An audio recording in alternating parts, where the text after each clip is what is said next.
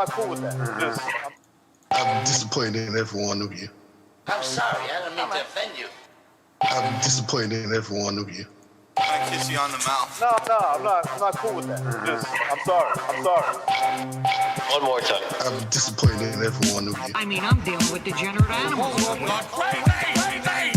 disappointed in every one of you. Disappointed in every one of you. All right, come on. Honestly, I can't do it, man. I'm disappointed in every one of you. Let me tell you why. It's gonna be all right, Nicky. Go ahead, shoot. He just killed a fucking man. What are you going to do about it? Yeah, because you got nothing. You don't got a thing. Yeah, because you got nothing. You got nothing. I want to get out. I want to get out of this rat hole. I want to get online. I need BDA boxing.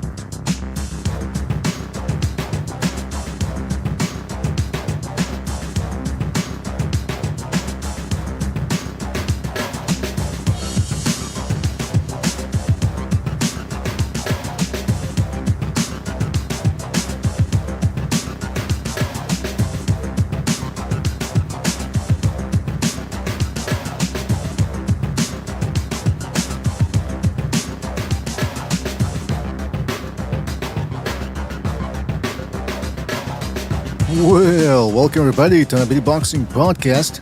Yahoo, broadcasting to you live from the True North. It's a good friend, Mr. BDA, and I sure am glad. That's right, sure I'm glad that everybody could be on board for this one, fellas. In this episode, well, we get a fantastic one for you because we got Clarissa Shields fight week. No, I'm kidding. Couldn't even get that one straight out of there.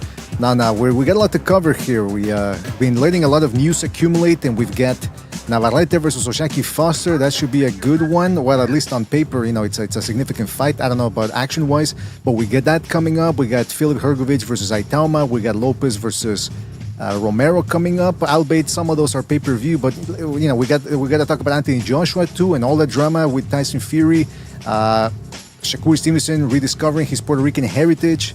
We got Rick Glacier getting into trouble on Twitter, as is Ade Oladipo from the Zone. So we got a lot to talk about, fellas. We got a lot to talk about. Before we get down to the fun, let's get the business out of the way. You guys know the drill. If you want to donate a couple of shekels our way, you're certainly welcome to do so via the Super Chat feature. You can also join our Patreon for free or for as much or as little as you want. It's up to you. You can also donate via the Buy Me a Coffee app, link in the description below. We had a couple of donations in the last episode. Very interesting donations. Let me tell you, some very interesting sources. And don't forget, you can also join the membership program. That way you get more bang for your buck. But the most important thing is you continue to like, you subscribe, and you spread that BDA gospel. Shout out to everybody out there. I'm talking about Mohammed, Amhard, Bruce Lee, Jaime Raiden, J. Will, King Bucho, keeping an eye on things, SJW, Dark A Dog, Rafael Garza, one of the initiated. Shout out to Rafael, and he says he's reestablishing his membership program. Shout out to Rafael. See, that's what I'm talking about. Reestablishing that program so you can keep following what's going on in the boxing world. Shout out to Rafael Garza for helping us out here by staying a member of the BDA community. He says, are you going to show Clarissa in the buff photos? Here, artistic in the buff pics. I mean, listen, Rafael Garza, you can look those up by yourself, but I get it. You want it to be a community type of thing because here, I mean, we're not looking at those photographs from a lewd aspect. Now, why would we, by the way? But we're looking at it from a Greco-Roman aesthetic analysis type of stuff. You know what I mean? It's like when you look at it, you don't look at it and go, oh, man. First of all, you couldn't look at Clarissa Shields that way.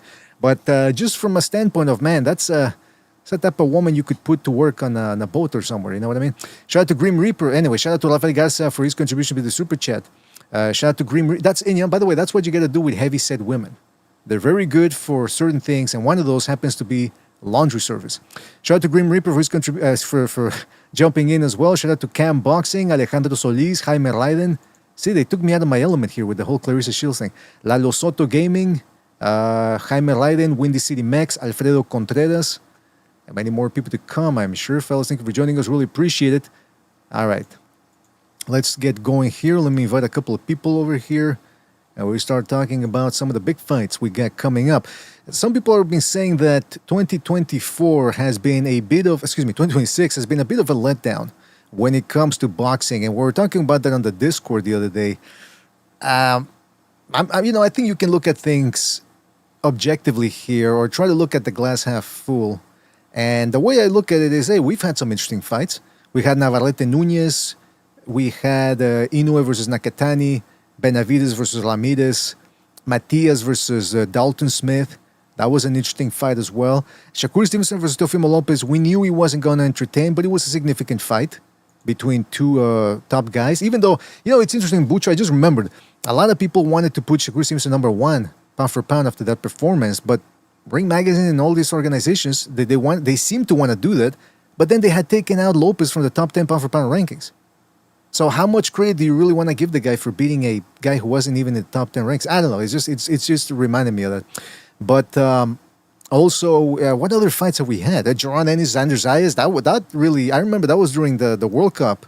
And even though we were in the throes of World Cup mania, I was still looking forward to that one. I mean, for about a month and a half before the fight, people were really interested and excited about talking about that fight here in the YTBC. So we've had some good fights. We've had some good fights. Now, are we really talking about mega events? Yes, of course, we haven't had those. Even last year, the Eubank versus Conor Benn, I mean, that wasn't a significant fight per se in the sense that it wasn't for a real championship or pound for pound status, but that was a mega event right there. We had Usyk fighting against Dubois in the rematch. This year, Usyk's only fought Rico Verhoeven. That was a circus that almost ended in tragedy for Usyk. So that the year has had its lackluster events, but I think also we've had some good ones. So this Emmanuel Navarrete versus Oshaki Foster upcoming potential fight could deliver something. Now I'll say this: we've got. Hold on, let me put up the stats here for anybody unfamiliar with both fighters. This would be for the Ring Magazine Junior Lightweight Championship of the World, I believe. Let me just look at the rankings here. And Navarrete, I mean, both of these guys have really come into their own as professional fighters. We know that they have certain weaknesses. We've seen them take losses. Yes, indeed, it would be for the Super Featherweight Championship of the World right there. Look at that, the real championship. Not one of those alphabet straps, those cum rags that people love to talk about. I mean, look, yeah, we know that the belts make a difference, but what I'm saying is the sanctioning bodies are finally catching so much flack that people are actually starting to agree with us about something. I'm amazed. I am really amazed. I think that's how you know bad things. That's how bad things are, when people start agreeing with this organization. But the point is, we got Vaquero Navarrete. Vaquero with a record of 40 wins, 33 knockouts, 2 losses, and 1 draw. Potentially taking on Oshaki Foster, the Ant-Man, as some people in this community call him, who's 25 wins, 3 losses, 12 knockouts. Like I said, both guys have lost. Both guys have also scored some interesting wins, some impressive wins here and there. The only thing I'm saying, though, is I don't expect this fight to be that entertaining. You got Navarrete, who's not exactly a come-forward fighter, and you got Oshaki Foster, who's a guy that likes to wait. So I'm not exactly thrilled by the potential action that this fight has to deliver, or lack thereof, but it's a significant matchup, and I think it's the only real matchup to make here to finally decide who the best super featherweight is. Guys, what do you think about this fight? It has to happen. I mean, I don't think there's any other fight that I want to see at 130. That's the fight to make. And when is that happening? Well, it hasn't been officially confirmed, but they're saying October. They're saying October. Okay. Well, it makes sense. This fight makes sense because, people were talking about Shakur Stevenson versus Oshaki Foster. I don't know if anybody was even interested in that. I don't even think Shakur fans were interested in that fight. Nah. So, yeah, no, this is... I'm interested in this fight. Very interested. Yeah, I think people just wanted to crap on Shakur Stevenson. And look, we're all for crapping on Shakur Stevenson, but when it's merited, not when it's a made-up thing. And I was always of the impression of because people were saying, oh, but he promised Foster that he would fight. And first of all, Shakur Stevens already told you he doesn't give a damn about people, and he can just give out his word and break it. That's what he said. His words. We played the last episode, that little clip. But yeah, I don't think anybody was. I mean, Oshaki Foster is like Shakur Stevenson light. The same. He's a facsimile of Stevenson, but on top of that, he's smaller. So would people really be interested in seeing that fight? Nah, it's gotta be Navarrete versus Oshaki Foster. Now I'm curious though. Sobers is not a Navarrete fan, so who's he gonna root for in this one? Oh, this is the one where he can win me over. This is this is Navarrete's time to shine. Baby. I want to see him put some beaters on Oshaki Foster. This is gonna make you into a believer, is what you're saying? Mm-hmm. Yeah, this would be the one I'll be cheering for.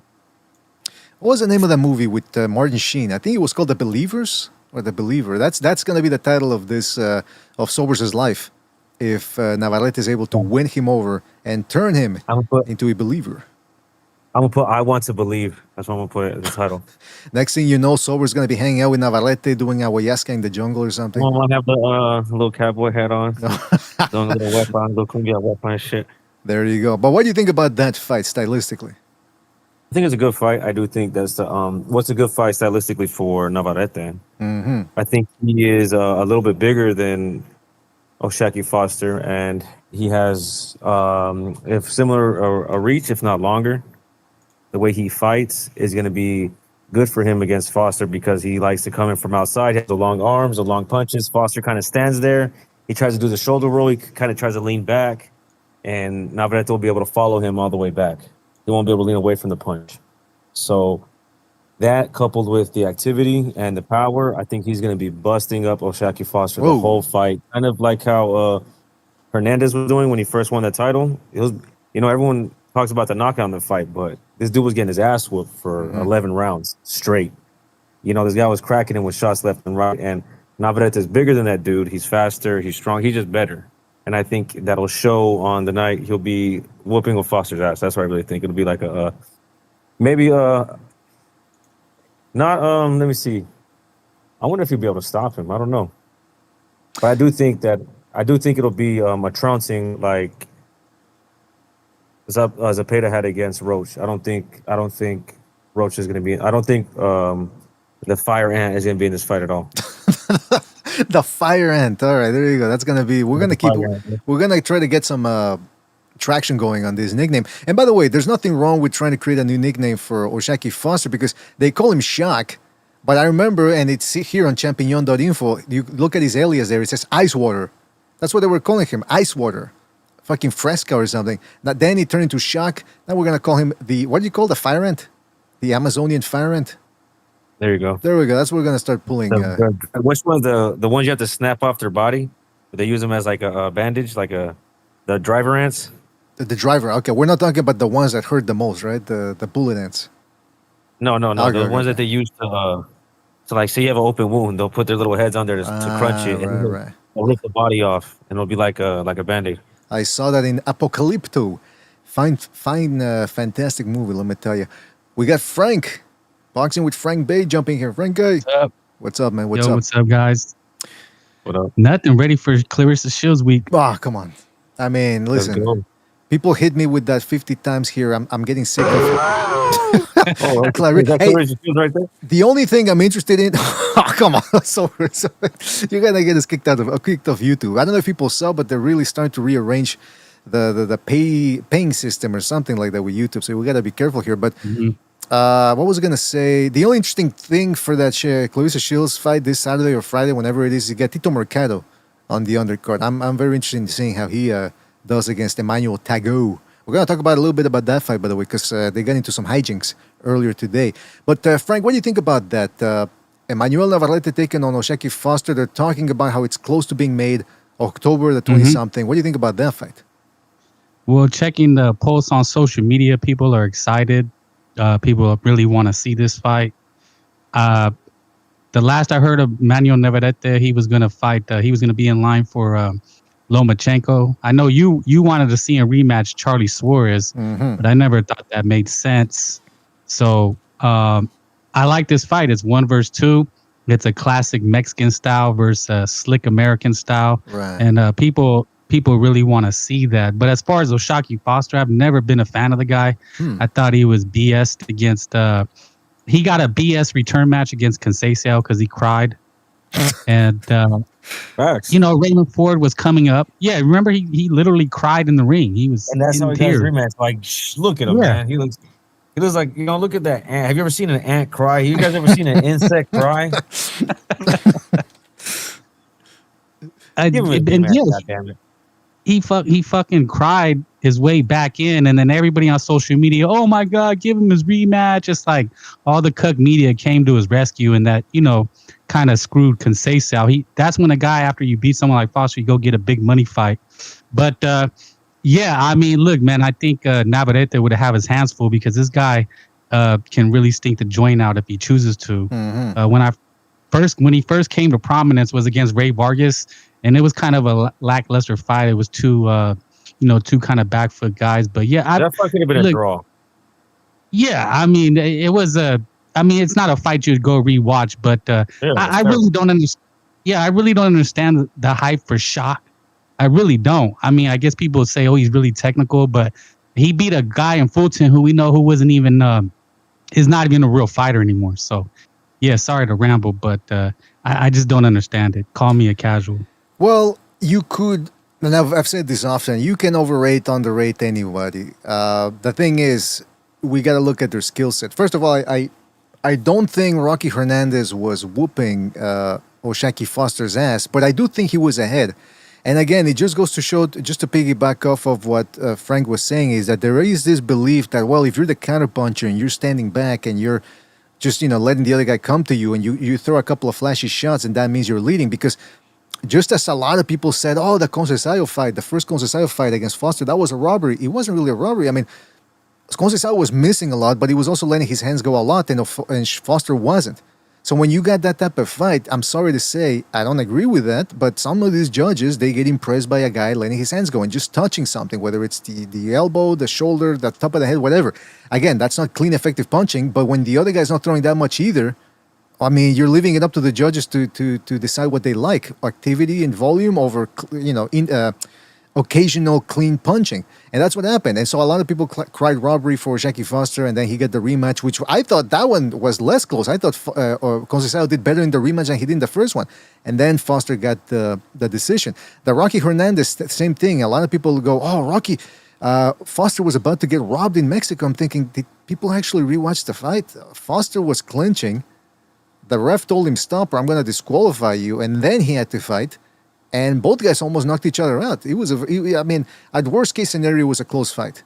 But people are saying that Foster was going to get robbed as if he was way ahead. He wasn't. So the only thing is this. I wouldn't extrapolate too much about that fight vis-a-vis Navarrete, because Navarrete is not like Rocky Hernandez. Hernandez is more of a short, stocky type of guy, come forward, gets on the inside, plants his head on the chest, and he goes to work.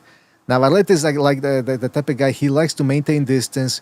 He likes to jump in with looping shots, a lot of feints, and then eventually he'll catch you with one of those crazy uppercuts. That's his game. In this fight, what are those things? What are those things called? BDA that the Aztecs would use to make their spears go to throw them farther. The alado. Is that what it was called? I don't know. Yeah, okay. You know what I'm talking about? It's like a little piece of wood, and they would have the spear on it, and they'd chuck it, and it would launch the spear like twice as far as they normally could.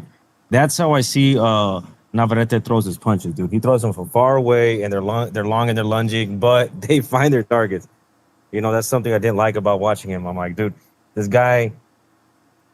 For me, one rule is, bro, you never lead with an uppercut, much less a uppercut from like your backhand, right? That he does it, and it lands, and it's from far away. That's what I'm saying. Like he's like launching that spear, and he just catches you.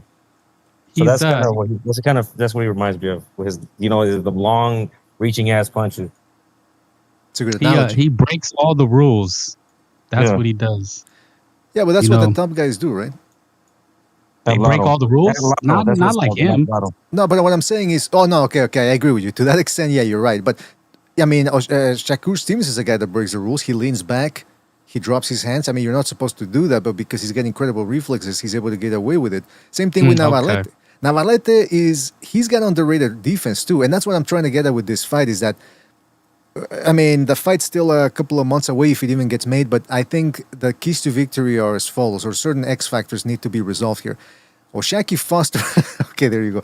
Oshaki Foster needs to let his hands go, and he needs to. Unfortunately, it's not going to make for an entertaining fight, but he needs to make Navarrete go to him. We saw how Navarrete didn't look all that great chasing down Nunez in the early rounds when Nunez was back foot bitching it, and we saw how bad he looked against Berancik.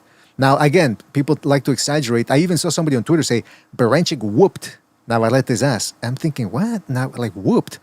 And then some people were correcting that person on Twitter, but that fight was very uneventful, and Navarrete can't do that anymore. He needs to work the body. He wasn't really working the body there because, again, he's got such an unorthodox style where he's just jumping in from afar, and if he misses, he just resets and jumps in again. I would like to see a more Mexican style, classic Mexican style, like a Rocky Hernandez thing where you work your way on the inside and then you let your hands go. This whole thing of jumping in like a drunken Superman from afar, I don't know if it's necessarily going to work against Oshaki Foster.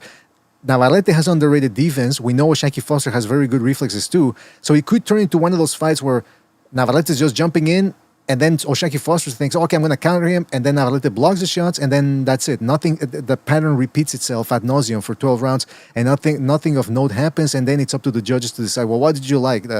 The occasional Navarrete shot that landed, or the occasional Oshaki Foster, those quick shots that impress people, that sort of landed. I think it's going to be that type of fight. Navarrete needs to work that body. Stop trying to just headhunt. Work that right hand to the body. Hernandez was having a good success against Foster in that fight. And not for nothing, but Foster has to watch out for Navarrete's power because I don't know why people underestimate Navarrete's punching power. Look at what he did to Conceição. Conceição is a strong dude with a good high guard, and Navarrete was punching through it and dropping the dude. Same thing against Charlie Suarez. He hurt Suarez, broke through his guard, and had him hurt a couple of times in that fight. So, and he also hurt Berancik in their fight. So even if you can beat Navarrete, it's not easy. So Foster can go in there thinking, oh, I'm going to make this guy. This ain't Raymond Ford in there. This is a guy who's heavy-handed. He's got good stamina. He's got underrated defense. And if you're not careful, he's going to hypnotize you, and he's going to drop you at some point with one of those big shots, or at least wobble you. So Oshaki Foster needs to be mindful of that. He needs to work Navarrete's body, because Navarrete doesn't really defend to the body all that well. So you want to take away some of the sting from his shots, you go to the body. But yeah, I don't expect this to be a highly entertaining fight. That's my thing on that. Really? Yeah, that's interesting. Well, I mean, Foster can make anything boring, man. No, that's what I'm saying. But also with Navarrete, we don't know which one we're gonna get, because sometimes he's, I guess he likes his Mexican Coke, and what does he eat? Like, is it tacos or is it? I think Twinkies, cakes or something. Yeah, something like that. But this last fight against was it Hernandez, right? Yes, that's the guy he unified with. Nunez. Nunez, yeah, is it Sugar Nunez? Yes, that's what he went by. Yeah, he was throwing some really thudding shots. I mean, he attributed that to his nutrition. He's locked in now, but that's the thing. You don't know if you're gonna get a locked in Navarrete. Exactly. And that's what I've said about Navarrete for a while. I was thinking, well, why weren't they pushing this guy? Because they got a Mexican. We know the Mexican is going to show up if they give a guy a fighter exposure and press.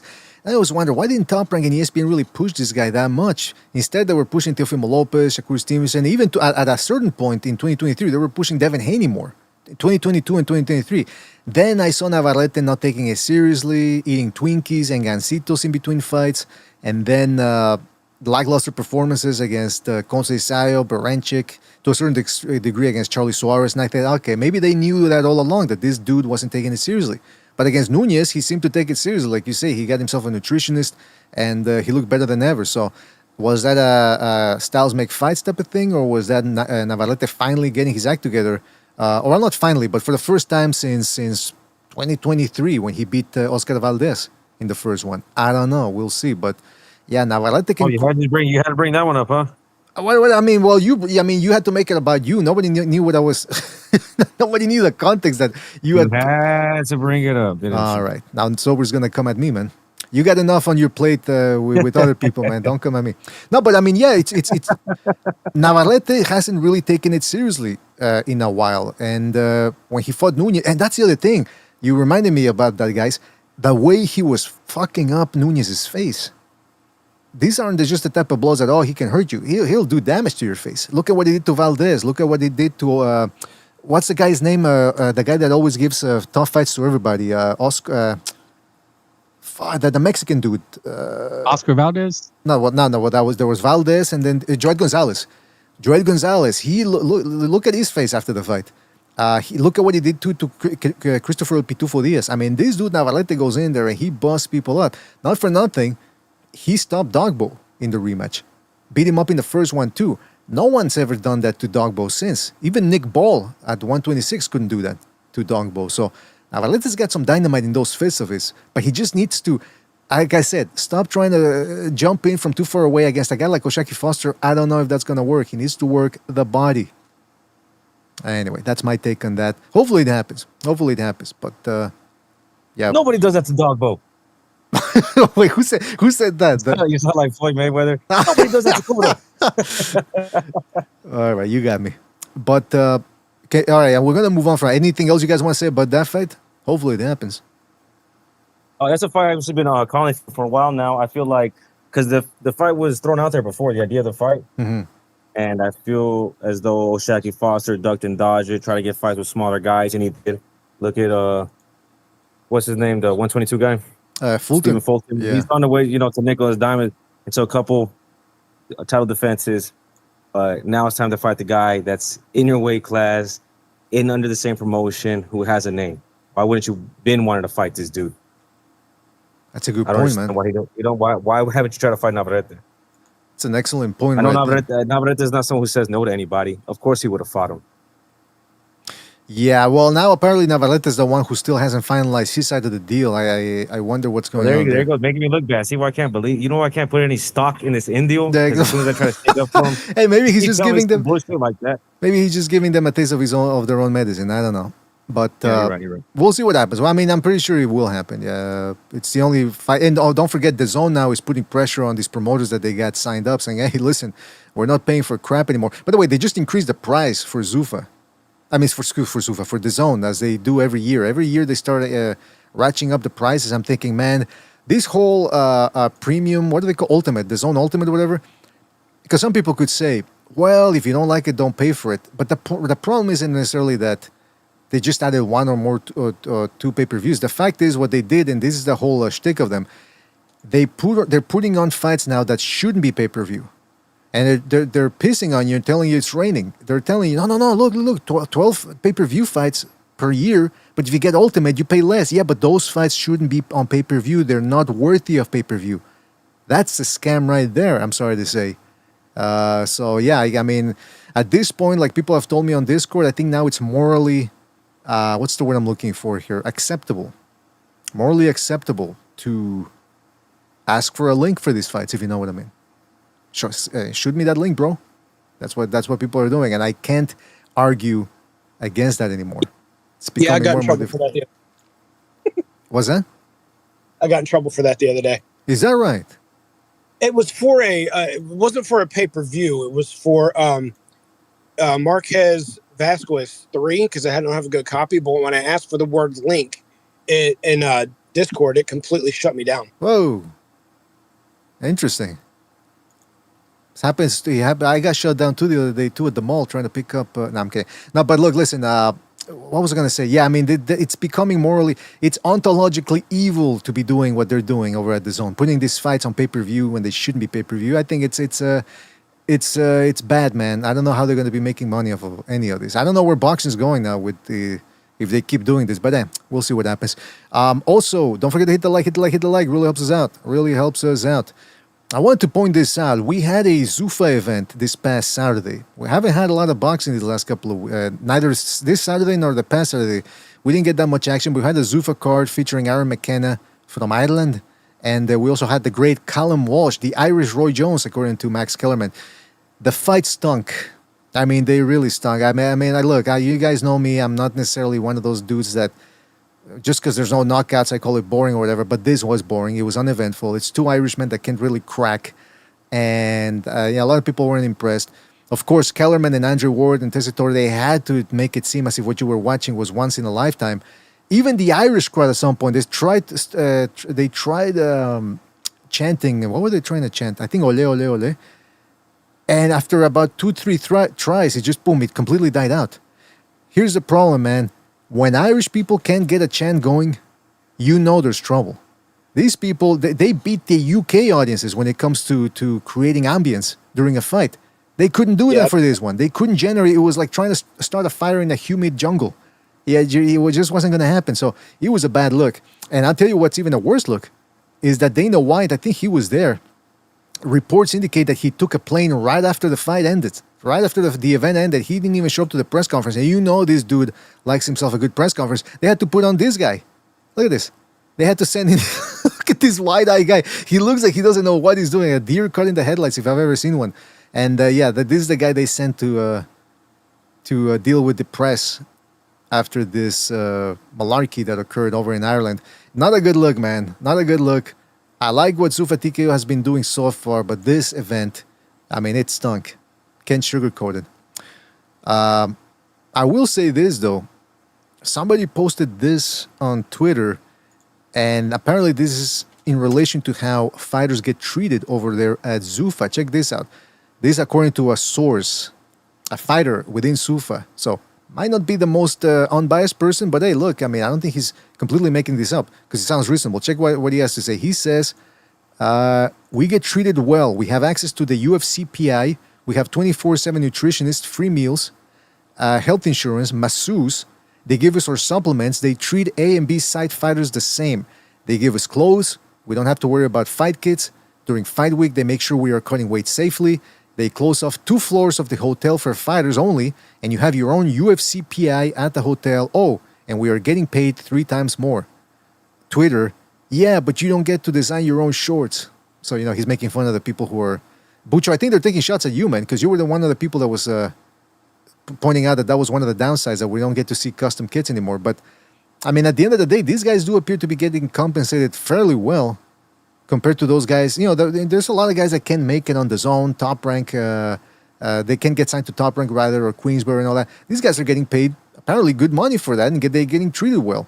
Medical necessities are being covered and all that. So it seems as if the fighters are finally getting taken care of, but some people are still up in arms against Zuffa. That they're going to try... Yes. It sounds almost like it's an organization versus each fighter being an independent contractor, in which case there's benefits and things going along with that. Now, I'm not one way or the other on that, so long as no one's exploiting the fighters to exploitation. I'm using you to make money. Okay, well, I mean, they're using the promoter to make money. The promoters are using the fighter to make money. The point is, if they're extorting them to the point to where they're like taking back in money as well as the money up front, you know, real shady stuff. But this seems like an actual, or if the B side's getting treated well as well, maybe not financially, but as far as other benefits, the same as the A fighter, the benefits in the NFL, yeah, I'm sure that some of the guys have their own trainers, but on the team, it's usually pretty universal. So it sounds almost like someone's finally started to put boxing in an organized manner. I mean, again, I don't want to jump to conclusions too quickly or to be too overzealous. It just sounds like that. I'm not going to jump to that conclusion either, but what you read sounds like an organization of a whole versus a bunch of independent fighters with like what we've had for the past 90 years. Independent promoters, independent contractors, managers all over the place, managing more than one fighter and with each other. This seems a little bit more organized. And I'm not saying it's better. I'm not saying I approve of it. I'm not saying I'm on board with it. But it does sound like it definitely has an appeal to it. But I mean, is it really that crazy? Hey, listen, instead of signing backfoot bitches and people that we think are going to dominate boxing, but they're not going to entertain people, instead of overspending on those guys, why not spend on fighters that you know are going to entertain? They're going to bring in the ratings because people are going to tune into Paramount Plus every week and they're going to go, whoa, if I get this type. Like already, for example, Zuffa TKO, we've already seen evenly matched fights, we've seen entertaining fights, and we've seen KO of the Year contenders already since they started this year. That's what people want. I'm speaking as a longtime boxing fan. That's what I want. Okay, it's not for the pound-for-pound championship of the world, status or whatever, but they're good, entertaining fights. It reminds me a little bit of the ESPN Friday Night Fights days or even USA fights, Tuesday Night Fights. So that's what we want to see. And if you're signing these type of guys, wouldn't it make sense to, okay, we're not going to pay them astronomical sums of money, but we're paying them enough, and on top of that, we're taking care of them via the medical treatments and the nutritionists and the food and all that. I mean, wouldn't you want to invest and keep your talent happy if they deserve it, as opposed to signing a bunch of ungrateful people that want $6 million for one fight, and then they want to sit out the rest of the year so they can maybe, I don't know, cycle off their supplements or whatever, and then they're bitching and moaning about, oh, they won't give me $10 million for this fight. How dare they? No, you want people who are down to earth, salt of the earth type fighters who understand their worth. You take care of them via the extra necessities, and you pay them what they're worth. I think that makes sense. But the whole business of boxing is a little bit askew, if you ask me. And Dana White's been known to do that for a long time. Maybe he doesn't pay everybody what they think is fair, but back when Ronda Rousey was fighting, they asked her what she felt about being one of the highest paid UFC fighters. She said, Dana's paying me based off of what I bring in. Mm-hmm. He's not doing it to be nice to the ladies. He's doing it because I'm one of the biggest sellers in the industry, and he's paying me according to that. And if Zuffa's doing the same thing, since Dana White's attached to it, if he's taking the same business model to boxing, that can actually help, because we've seen many times over. We should have had Lennox Lewis, Vander Holyfield when it happened 2 years prior to. We couldn't do it because of the money. Neither fighter would do it. Well, it was more Holyfield, because Lewis was not an 8-figure a fighter yet on a regular basis. So he was going to take whatever 8 figures was coming his way. Holyfield, on the other hand, maybe my boy, but he was holding out because I'm demanding this much money, and no one was going to pay it for him. So the fight didn't happen for 2 years. Well, this brings me to the point of these fighters that are getting overpaid, because Devin Haney signed the DAZN deal, and people are saying, you see, that's how much he's worth. I mean, DAZN realizes that he's worth something. I don't think they really understand the fact that DAZN right now is, and some of the promoters that are operating within DAZN now, or under DAZN, I don't think people understand that all those guys, that side of the street, is up against Zuffa TKO. They're really afraid now, along with the sanctioning bodies. They're all afraid that Zuffa TKO is really going to change the game. And right now they're in a financial quarrel. They're trying to sign the so-called biggest names out there. So when Devin Haney got signed, first of all, Teofimo Lopez got signed to DAZN too. You don't hear people saying, oh my God, Teofimo Lopez is worth this and that, and he's one of the stars of boxing. No, he's a relatively big name. Same thing with Devin Haney. So now the Devin Haney fans, which again, they're proving to be one of the most toxic group out there, one of the most annoying too on top of that. And we've seen a lot of them. We've seen the Wilder fans, we've seen the Spence fans, I think Davis fans. I mean, these guys are some of the worst because they're so whiny and they tend to overrate Devin Haney's worth. So people look at the DAZN deal and they go, you see, he's worth something. What, do you think you know better than DAZN? Yeah, I do, because again, what are the numbers that Devin Haney has generated? He doesn't sell well at the gate. He doesn't sell well on pay-per-view either. So why are they? So the only thing that makes sense here is that they snatched him up so that Zuffa TKO wouldn't snatch him up, because we already know what Zuffa TKO was planning. They were planning on signing Shakur Stevenson, which they did, and signing Devin Haney. They couldn't get Devin Haney, so now Haney's on the. That's what DAZN did. They threw a wrench in the works.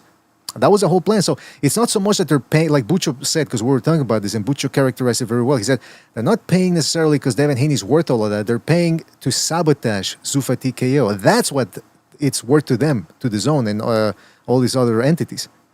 They're willing to pay this amount. That's what DAZN was doing when they first came out. They were trying to sabotage HBO and Showtime, and they were signing fighters to big contracts like Canelo, Triple G, Daniel Jacobs may not have been signed to huge money, but I guarantee you, I mean, he got a decent amount of fights for some good money at that stage of his career. So when a lot of people do that when they're trying to sabotage someone else, they'll sign the fighters that haven't been signed yet to bigger money or big money up front before another offer can even come in. Like if you offer a big enough offer, someone's going to say, look, I'll give you $50 million for 5 fights. $10 million fight. Okay. I'll take it, because nobody else is offering that. Before anyone else can even have a counter offer, if there's not a negotiation going on, you might snag someone up quickly like that, especially if they're not already making $10 million a fight. Mm-hmm. So like you're saying, it's sabotage. But DAZN was doing the same thing. It's just now someone else is giving them a run for their money, and this is how some fighters get overpaid. Right. You're snatching guys up because you're trying to get your stable to where your stable's going to sell, and you're going to make that. Did we lose Chief there? And your opponent's I was done talking. Can you hear me? Sorry, it's my connection that ended up screwing up here. Sorry about that. That's okay. I was done with my reign. Basically, I was over talking about the fact that you're right. It's sabotage. It's not necessarily for what he's worth. And if someone can offer a big enough contract before there's even a negotiation between the two networks or two entities, Right. you can snatch a guy up quickly if you offer enough money. And that's the other thing, though, is because a lot of people say, well, what is the problem with these youngins? Well, first of all, they're not fighting enough. And on top of that, they're getting paid a lot for not fighting enough. For years now, they've been getting rewarded because, again, there's this tug of war between these guys. And again, Chief mentioned PBC overpaying. Let's not forget, too, Eddie Hearn, too, was overpaying when he came on over this side of the Atlantic. Remember, he was trying to snatch up. He was really desperate to try to get some sort of next Mayweather. So he signed Andrade, he signed Haney, he signed Tevin Farmer at some point, and none of those things ever panned out. So it's interesting how this whole tug of war is going and how certain fighters get overrated in terms of their financial worth. Stephen Donnelly, shout out to Stephen Donnelly for his contribution to the Super Chat. He says, they're selling their souls for material wishes and fast cars. Well, I mean, yeah, there's a lot of instant gratification going on. And to a certain extent, shout out to Stephen Donnelly, that is a problem with a lot of these guys, how they spend their money. But at the same time, I can't fault these guys for wanting to get paid as much as they want because they only have a certain amount of time that they can, or available rather, to make money. A fighter's prime, it can come and go depending on how they treat their lives, their careers, how much damage they take in the ring or in sparring, whatever, right? So they want to try to squeeze as much money out of this business as possible. So I don't blame them for that, but then I do blame them when they start overrating themselves and they start saying screw the fans like we've seen certain fighters do. Well, it's really the pimp game, BDA. I read the Don King biography, Only in America. Uh-huh. And there's a lot of interesting tidbits. I think I actually own the DVD. It's the pimp game. Don King was notorious. You keep a fighter broke. You want him to keep spending, so he always needs you. Mm-hmm. That's a great point.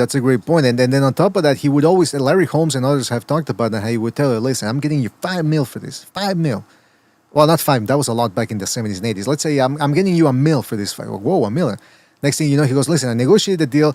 I could only get you $750,000. So you're like, okay, well, $750,000. Then next week he comes at you and he starts reducing the price until at the end it's like, listen, you're fighting this guy for $50K. $50K. And if you don't like it, Don King, people were afraid that, man, Don King had power. If you didn't take a fight that he offered you or whatever, he could screw you up a great number of ways and twice on Sunday. So people these guys always end up needing to fight at the end. Exactly. I mean, look at Earl Spence. He had to come back. I mean, these guys, they all end up needing that one last payday. And even if they don't need it, it's too good. Like Kell Brook is coming back, right? Mm-hmm. I've heard that. Yeah. We're going to talk about it. They're trying to bring back Billy Joe Saunders.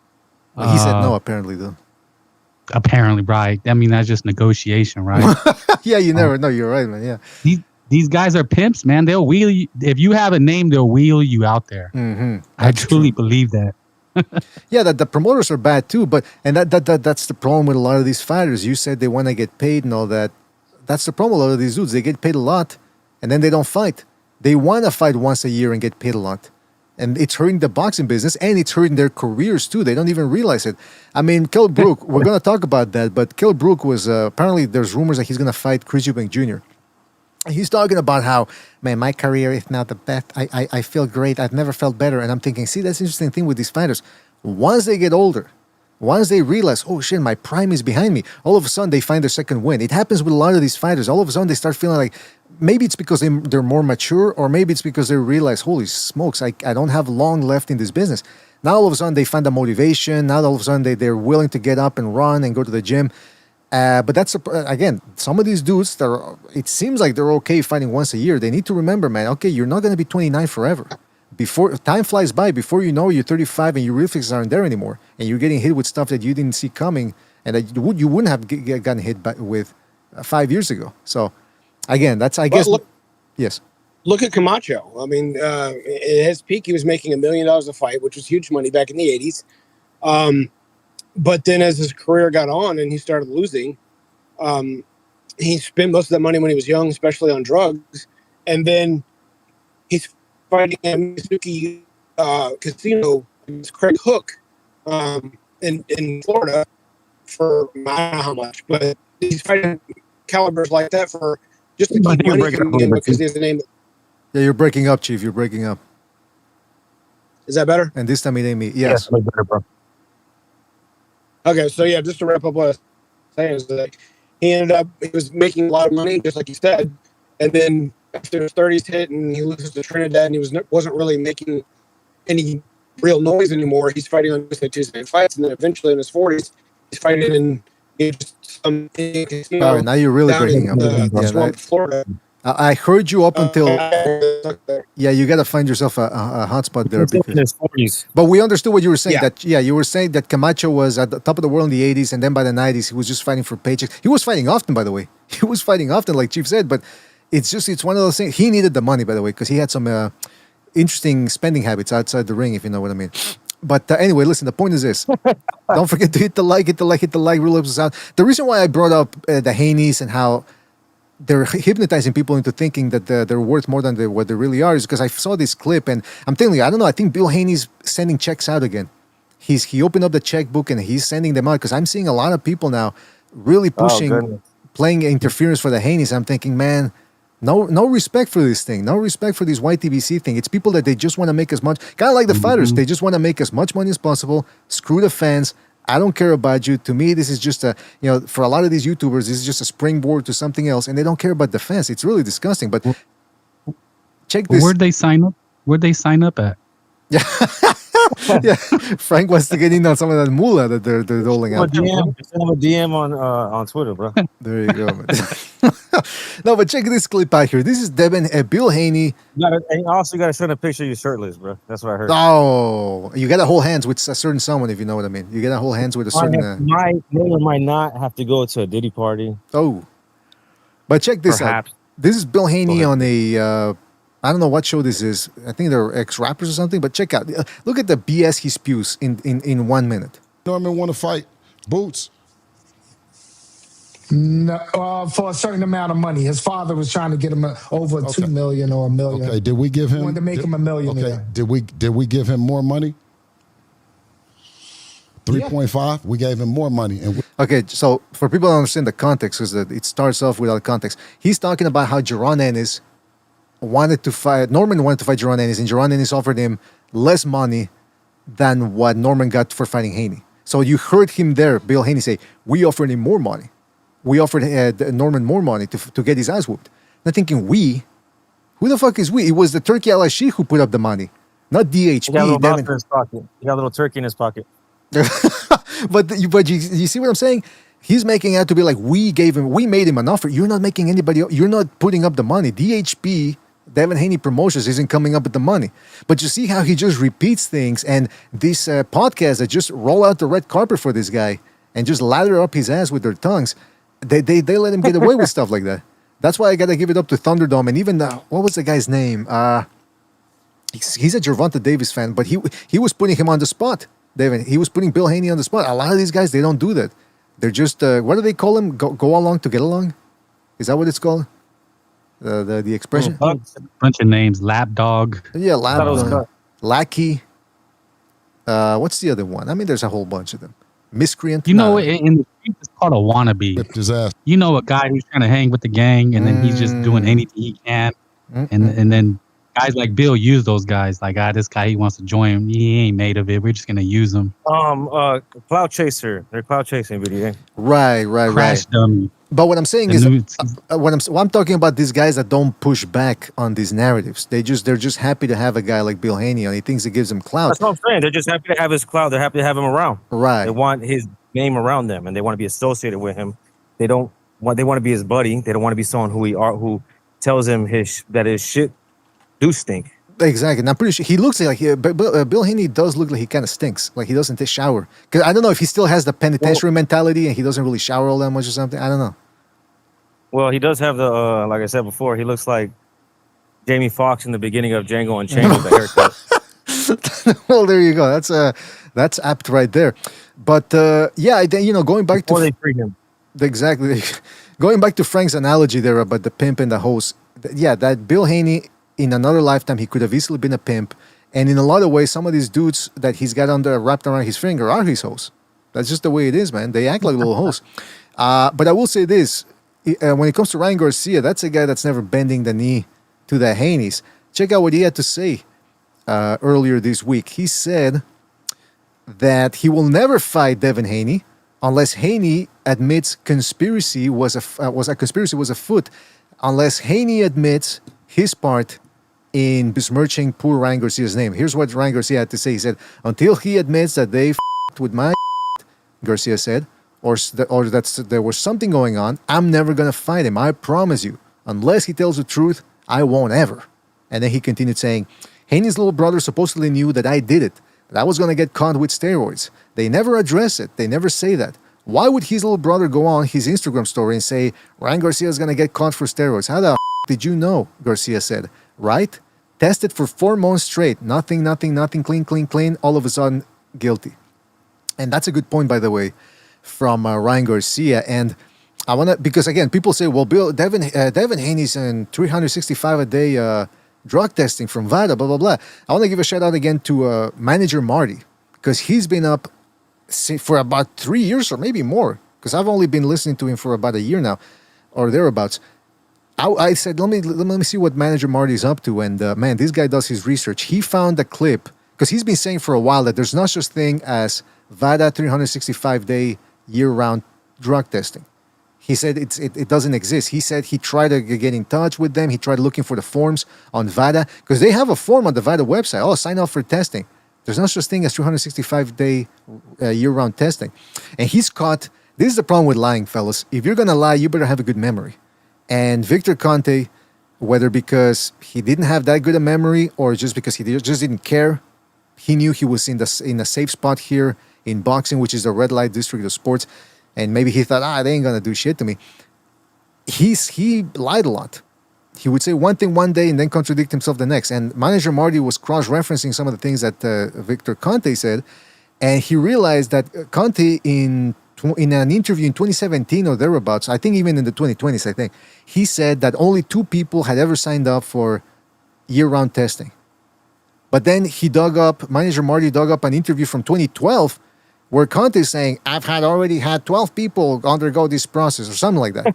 So he was lying. And then this is the real doozy that manager Marty dug up. And he says he's got a bunch of things that he hasn't released yet, but he's saving them for a rainy day. He dug up a check from... What the hell does that mean? Oh, well, let's just say he's got a couple of cards up his sleeve that he's yet to play.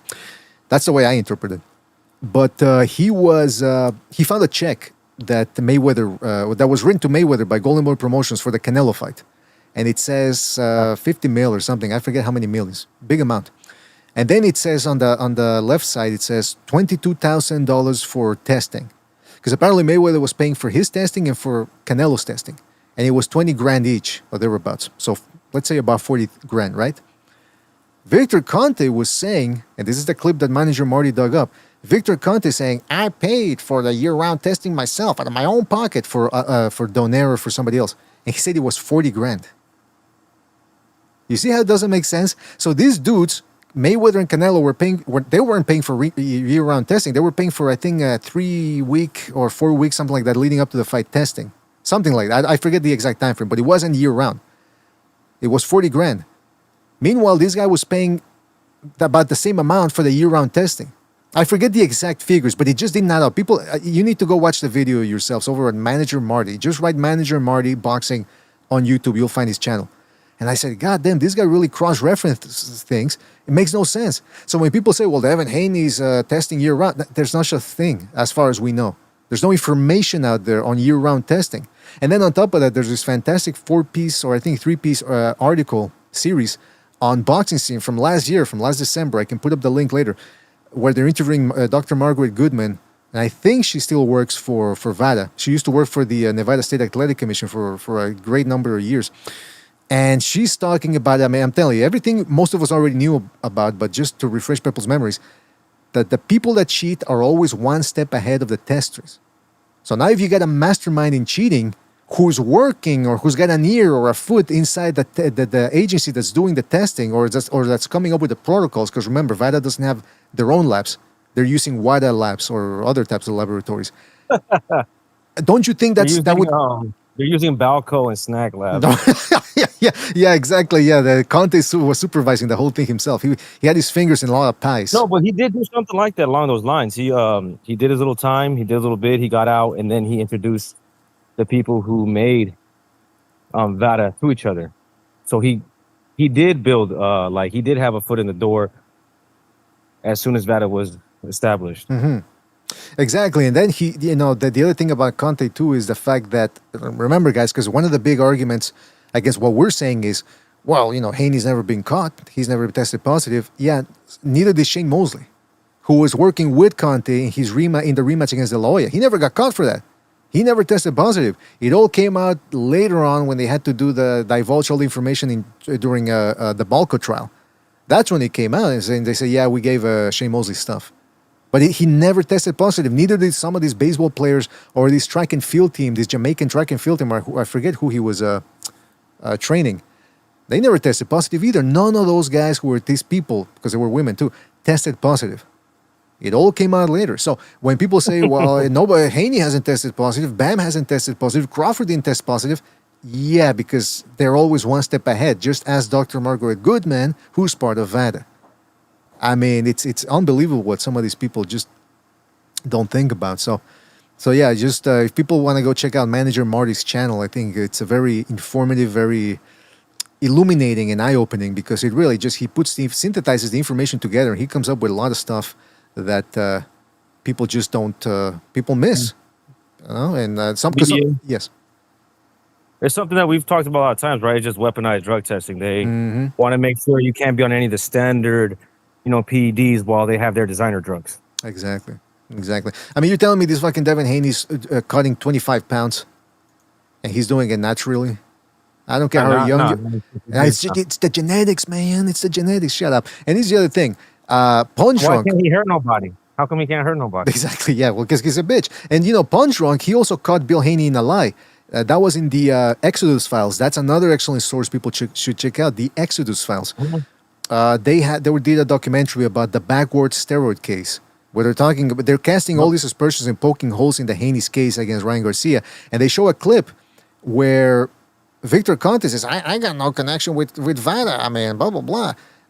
But then he said, and remember, it's out there, the quote, Ryan Garcia tested positive for Austrian above this level, this percentage above normal or something like that. And Dan Rayfield kept reporting it too. But then when he was on, I forget which podcast he was on, but I remember Punch Drunk was on there. So Bill Haney was on with Punch Drunk on another podcast, and he says, I don't know the amounts. Nobody told me the amounts, something like that. And then he goes, well, then how did Punch Drunk says, how come Victor Conte knew the amount? And Bill Haney just swerved onto something else. But you see how they caught him in another lie. If you want to lie, you better have a good memory. And these dudes, the only reason they're able to thrive in this environment is because it's an environment filled with people who don't usually clap back. So, yeah, I just wanted to bring that up. All these inconsistencies with the Haneys, casting aspersions on Ryan Garcia. And then again, that's the other thing. This is my argument.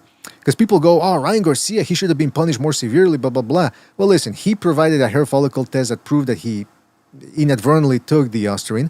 And second of all, whenever I bring up the fact that Haney cheats by dipping below the waist and clinching, people tell me, what do they tell me? Well, it's part of boxing. Okay, so listen, PEDs, they're part of boxing.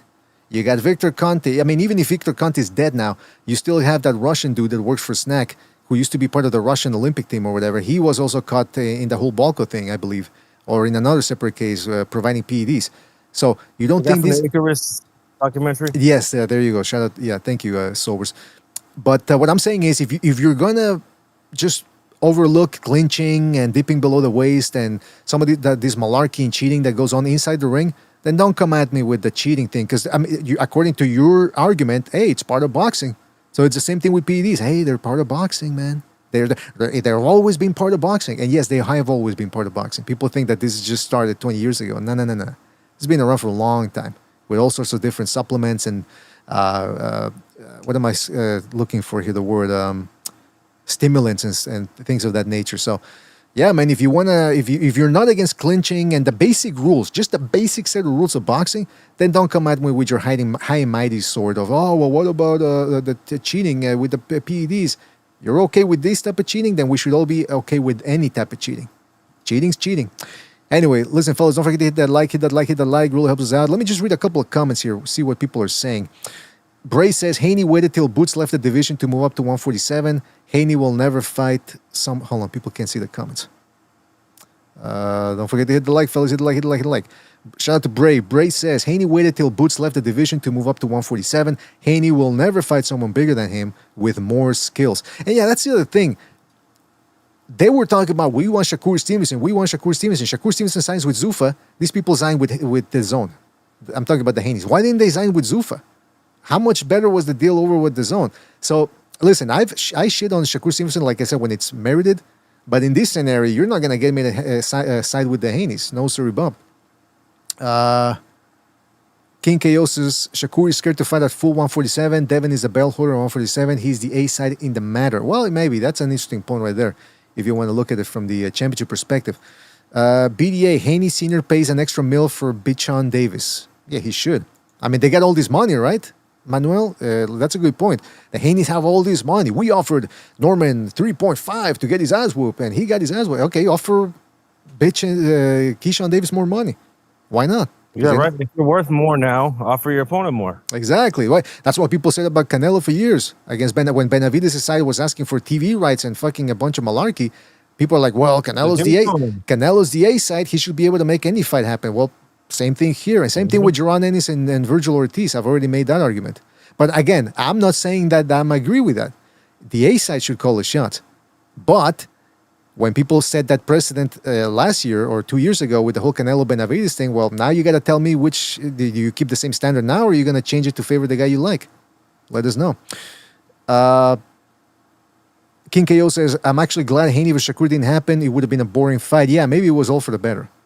Maybe it was all for the better, that's for sure.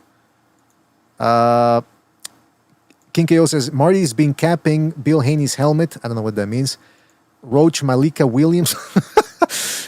Marty being on Roach Malika's helmet too. Oh, okay. I think he says he's going after these people. Shout out to manager Marty, man.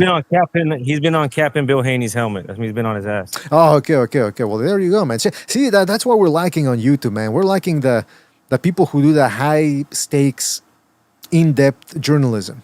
We don't have a lot of that anymore. And I mean, I understand who has the time, right? I don't have the time either. But when I put my mind onto it, like I did last year with the whole snack thing too, you come up with a lot of doozies. Let me tell you, a lot of doozies. So, well, I was gonna say, don't most industries have fact checkers? Wasn't that a big thing like a year or two ago? Yes. Well, when the whole when Trump got elected, that's when you saw a shift in the news with the whole fact checking thing. You know, during debates they would do. Now they do that, right? During the presidential debates, they do live fact checking. Let's just fact check that.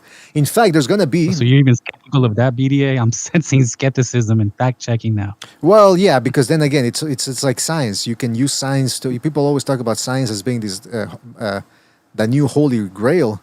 The golden calf, but it's about how you use data, right? It's like the old joke about statistics. Like anybody can manipulate statistics. Like for example, how many people here believe in statistics? Okay, so about 75% of you. So you know you can work with statistics. You can manipulate them and use them to your advantage. They're not cut and dry. So it's the same thing with the fact checking there. No, but you're right though, Frank. I get your point. Was there used to be fact checking? I don't know if you guys saw. That was like a thing a year ago. No, I was going to say, because in most industries, like maybe the NFL, and Major League Baseball, NBA, you know, I'm sure they're held to journalistic standards and fact checking. But that's the thing about boxing is people like the Haney can come in and just dupe everybody. Mm-hmm. When I was at the gym, I mean, you know, boxing really brings all walks of life. Go to any gym and you can there will be a street hustler in one corner and a little doctor in the other.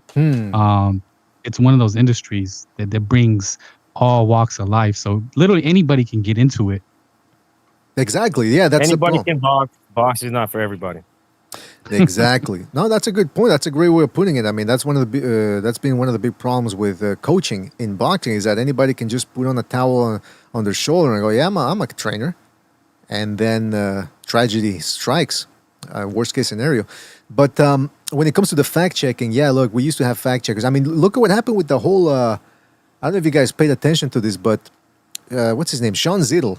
He was one of the guys that was rallying up against Zuffa and talking about the Ali Act.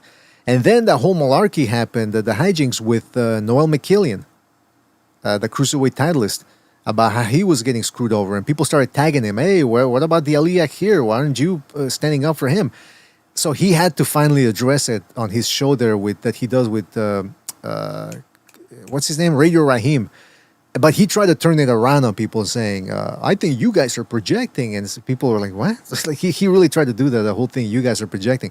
And then I finally saw a video on Twitter where he's interviewing Jose Suleiman, the WBC president. He's pressing him finally on the whole Michelian thing. So you see that the pressure got to him because he wasn't doing this type of stuff before. Now all of a sudden people start tagging him, and he actually has to address it. And now finally he's pressing the. And a lot of people are going after the WBC alone. It's all of them, all the sanctioning bodies, IBF, WBO, WBA, WBC. They're all in it. They're all snakes. They've all been hurting the sport. Yes, belts matter to the fighters and the promoters, but at the end of the day, they've done a lot of damage to the sport of boxing. You know why they only go after the WBC media? What is that? Racism. I mean, hey, listen. I think Mexicans, bro. It's owned by Mexicans. That's what they want to go after. They want that one all day. The WBC is the worst. The Mexican bout.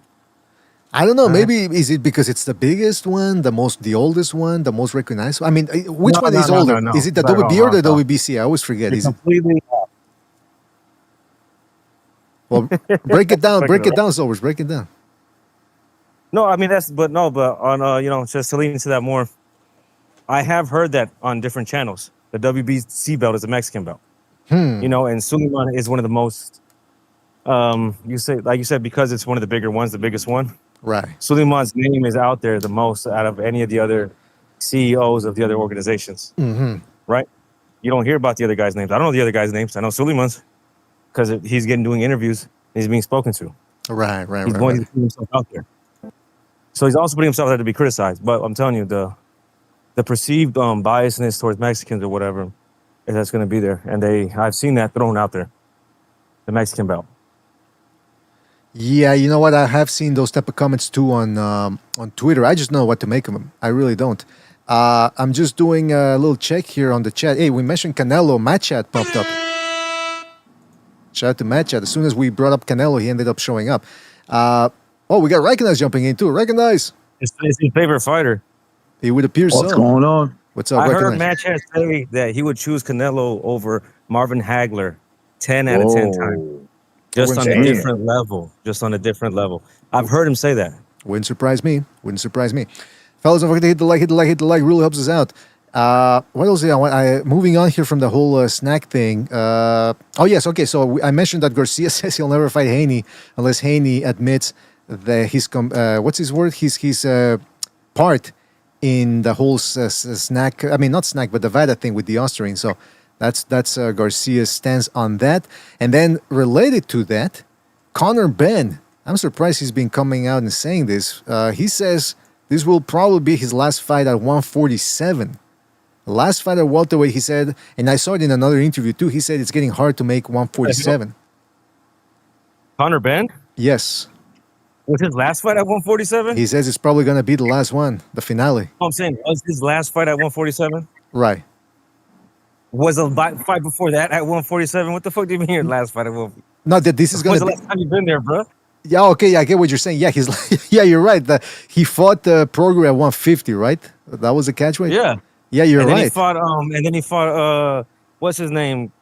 Eubank Jr. at 160 and the other at 159 or whatever. He fought him twice at two different catchweights. So when's the last time you've been at 147? Well, that's the thing. Garcia, first of all, I'm surprised that Ben was so adamant or so candid about having difficulty making 147. I don't know if that's a trick or if that's for real. But let's not forget that Ryan Garcia looked like the Mexican Dracula before the Barrios fight. He looked gaunt too in that one on fight week. So who's going to be affected more, I guess, if we had to speculate about when it comes to cutting weight for this fight? I would feel like. Go ahead. Yeah, I would think Ben, because he hasn't done it in a while, and Garcia, he's coming up from weight, and he looks like 147 is where he needs to Ben, where he needs to be, so 147 is where he needs a Conor Ben. Yeah. Yeah, I just automatically think Conor Ben hasn't done it in a while.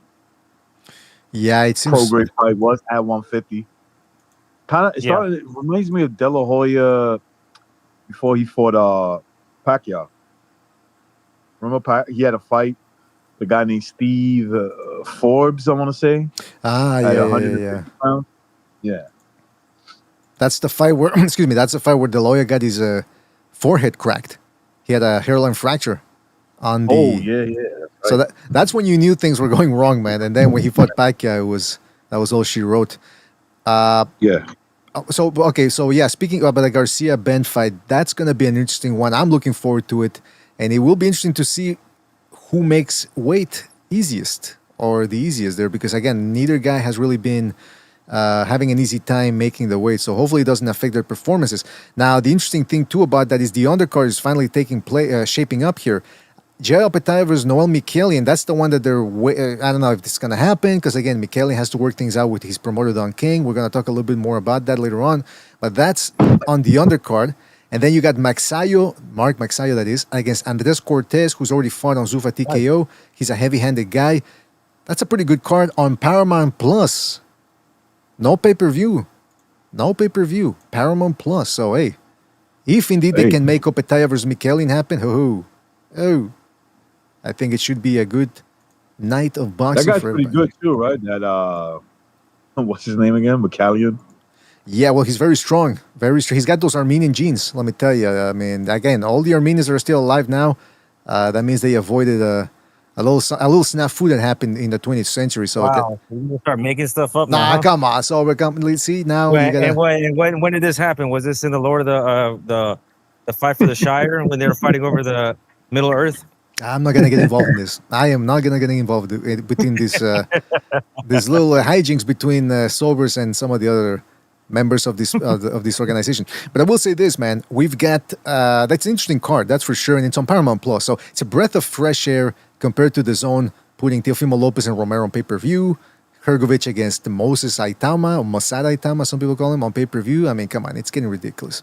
Hey, speaking.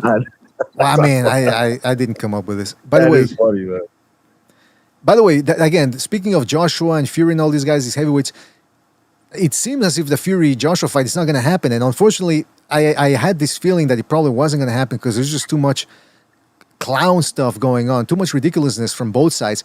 So Eddie Hearn is saying, listen, we signed a contract for the fight to take place in England. So apparently that's on the AJ's side. But it doesn't really make a whole lot of sense because this is what he had to say a while back in regards to that Fury-Joshua fight. And again, I don't know the exact date of this video, but he's contradicting himself now. Check out what he had to... Again, I remind you, now he's saying that the contract states from AJ's side that the fight between AJ and Fury has to happen in England. But then check out what he said a while back. The location of that will be down to Turk El Sheikh. You know, I think the one thing I'll say about Turk El Sheikh is he's a mad boxing fan. And he knows that fight in the UK is historic. So I think he wants to give British fight fans something they'll remember forever. However, he's also the one paying the bill. So really, he's got to look at where that fight makes sense for the business and for them as well. So wherever it is, It's not down to us to make those decisions. Not you. No, or AJ, or Tyson Fury. Or Goldstar. No. So where did that come from all of a sudden that it's in the contract that the fight has to take place in the UK? But Jerry did call in the last time. He made a good point. He didn't call. He called here last time, but he also called to a ringside reporter. He made a good point. He said, if the fight's not taking place in England and supposedly Zuffa TKO and Turkey, who's putting out the money, and all these organizations who are putting out the money decide where the fight takes place, and they're insisting that it takes place in the US and they have the right to do so, why aren't they contradicting or pushing back on what Eddie Hearn is saying about contractually there being a clause stipulating that the fight has to happen in England if AJ wants it? That's where I'm waiting for one side to finally definitively say, this is BS, you're spewing BS, this is what the facts are. I'm confused. And that's why I'm worried that this fight may not happen. And I know some people might be saying, BD, what do you care if this fight doesn't happen? Who cares? Fury versus Joshua. They're both past it. There's no title on the line. Who cares? I care. All right? I care. Eddie Hearn is confusing, period. He's a strange person. Whenever he opens up his mouth, he just contradicts himself all the time. Because it depends who has his hand up his ass at the moment. Recognize. There you go. There you go. I believe that. I do believe that. So it's like, look, I think the fight should happen where they're from in the UK, preferably London, one of those big stadiums over there, whatever, right? Like let's make the or what is the big one? BDA Wembley Stadium. Yeah, Am I that's saying one that of them. right? Yeah, Wembley Stadium. Put it there, But here's the problem when it comes to funding the fight. If they're gonna go for the highest bidder, right? You basically, when the king pays you money, you fight where he tells you to fight. Mm-hmm. That's the way that goes. And if they want to fight outside of the UK somewhere in America, then that's what's going to happen when he's the one funding the fight. And it's a great point. After all, these guys are going for the money, right? They want as much money as possible, and I don't blame them because they are prize fighters, and if somebody's willing to pay the bill, overpay for a fight of that magnitude, then well, you fight where he tells you to fight. That's just the way that goes. It's a great point to recognize. People don't really know this because I don't like to brag, but I've put on my share of fights myself way back in the day. I've organized a couple of events, a couple of high-end events. A lot of money Didn't involved. you almost go to jail for that because it was like a kid fight or something like that? Well, that's what I'm saying. It's like, see that guy, but that's the problem with the talent. They get in over their heads. And there's a lot of gambling involved. There's a lot of money for everybody gets to make money, but then people get greedy. It's like, oh, they want to talk about where the fight takes place, blah blah blah. And I'm thinking, man, I gotta show some of these people who the man. See, it was a. Are we back? It was that Masada Tama You're joke. back. It was. I was about to. Yeah, it was the Mossad Aitama joke. I was about to make a joke about me putting on fights involving crackhead women, crackhead prostitutes, but then of course it all went to shit. But listen, I wanted to say this. According to Abraham Gonzalez over at Twitter, the Cepeda versus Lamont Roach TNT ratings came in because remember that fight was simulcast on the Zone and on TNT. Very good ratings, apparently. 786,000 peak viewership. Remember, when it comes to pay-per-view, people are popping up in the champagne bottles nowadays when they hit 300,000. This was 786,000, so pretty good numbers. Not quite the number. What was that for? This was Lamont Roach versus Cepeda, Camarón. They did 186,000? No, 786,000. What? On TNT. Pay-per-view? No, viewership. Oh, okay. Oh, got you. Okay. See, that's how these guys. This is how you know these guys don't pay for pay-per-view because they don't know the difference between a free fight and a pay-per-view. You guys just expose yourselves. Whoa! Hey, What's going on here? We're gonna have to edit. I always assume that these fights are on pay-per-view. We're gonna have to edit this whole segment out, man. Let me tell you, censored. We've been censored. I gotta go take a latrine break, but I want to give you some. I wish Gypsy was here for this one, man. We're gonna have to do this one. You use a little Gypsy's room? Oh no, come on, man. But I wish Gypsy was here because this is right up his alley. So we know that AJ's. We know where his alley is at too. All right, come now. See, he's not even here to defend himself, and you guys are picking. You guys. He's in the tunnel. Well, he may be in a tunnel. He's working. He probably. walks tunnels. Listen, this is what he had to. Because we were talking about Prenga. A lot of people claim that Prenga threw the fight against AJ a couple of weeks ago. He claims that. Yeah, he claims that. I mean, maybe it's true, but I don't. It is what it is. Well, this is what Prenga had to say. Excuse me, what? I said, I think so, but my bad. Go ahead. There you go. Well, yeah, we got the different opinions here, and I wouldn't put it past it for some of these guys to throw the fight mid-fight. I don't know, but I also contend that Prenga, even before the fight, I said it here on the show that he looks at the type of guy who's wholly unprepared for this level of boxing, and if AJ just opens up on the guy, he probably freezes him. But anyway, this is what Prenga had to say, because now he has to address it. Now it's gotten to it. Now people are telling him probably behind the scenes, hey, listen, you got to address this because this looks bad. So he's addressing this whole conspiracy. He's saying, sometimes when I go in the ring, I just focus on my trainer's voice. I don't hear anybody there. And sometimes when I go in the corner, he goes to me, just jab and double jab and just control the breathing. He, Muhammad Abdul Salam, that's his trainer, by the way. Muhammad Abdul Salam, all praise be to Allah, doesn't want me to go all out. First thing, I'm not for sale, Prenga said emphatically. That's the first thing I promise you. Second thing, why am I going to sell the fight? If I win, I'm going to make more money than selling the fight. So that's Prenga's opinion there. He's asking rhetorically, why would I sell the fight? Well, I mean, there's plenty of reasons. He's bullshitting, BDA. Why is that? Of course, you can make more money throwing the fight than you can winning it, right? Because it's a backdoor deal. Because of the simple fact that it's so important for AJ to win that fight and move on and to generate now this fight with Tyson Fury. So it's stupid for him to even try to say, I mean, come on, how much money can I make on the back end? You know, doing something underhanded. Really? Tax-free, motherfucker. Quit playing. Quit acting stupid. Oh, I only listen to my trainer's voice while I'm in the ring, and I heard him say, "Go down, go down," and I went down. So he's it's like and I thought to myself, okay. And then came Joshua's big ass right hand. Why did you sound like Dustin Hoffman in Rain Man? Okay, I'm gonna go. Okay, I'm gonna go. No, but yeah, your point stands, man. I mean, it's true. It's when people go, well, why would I do that? I don't know. Maybe for money. Maybe look, listen. We were talking about Don King earlier. Good old money. Good old cash-free, no tax money. BDA. Yes. Whenever I've been caught, I said, babe, why would I need another chick when I got you? Exactly. I mean, I've been saying, yeah, why would I get in the car with a transvestite? Why would I do that? Like, it makes no sense, huh? Like, come on. Exactly. But she told me she was a woman. I believed her. We're talking about Eddie Murphy now. No, but so yeah, but listen, we were talking about Don King earlier about how he could screw you 6 ways from Sunday, a whole bunch of different ways. So he probably offers it to you this way. He offers it as a package that's to your advantage, kind of like the cartels do when they go, listen, we can make a lot of money together, and then they show you the bullet, right? That's what they do. So it's the same thing with Don King. It's like, or any of these guys. I'm not saying this happened with Prenga. Or they show you a snuff film. Right. I'm not saying that this happened. Oh, jeez, Luis.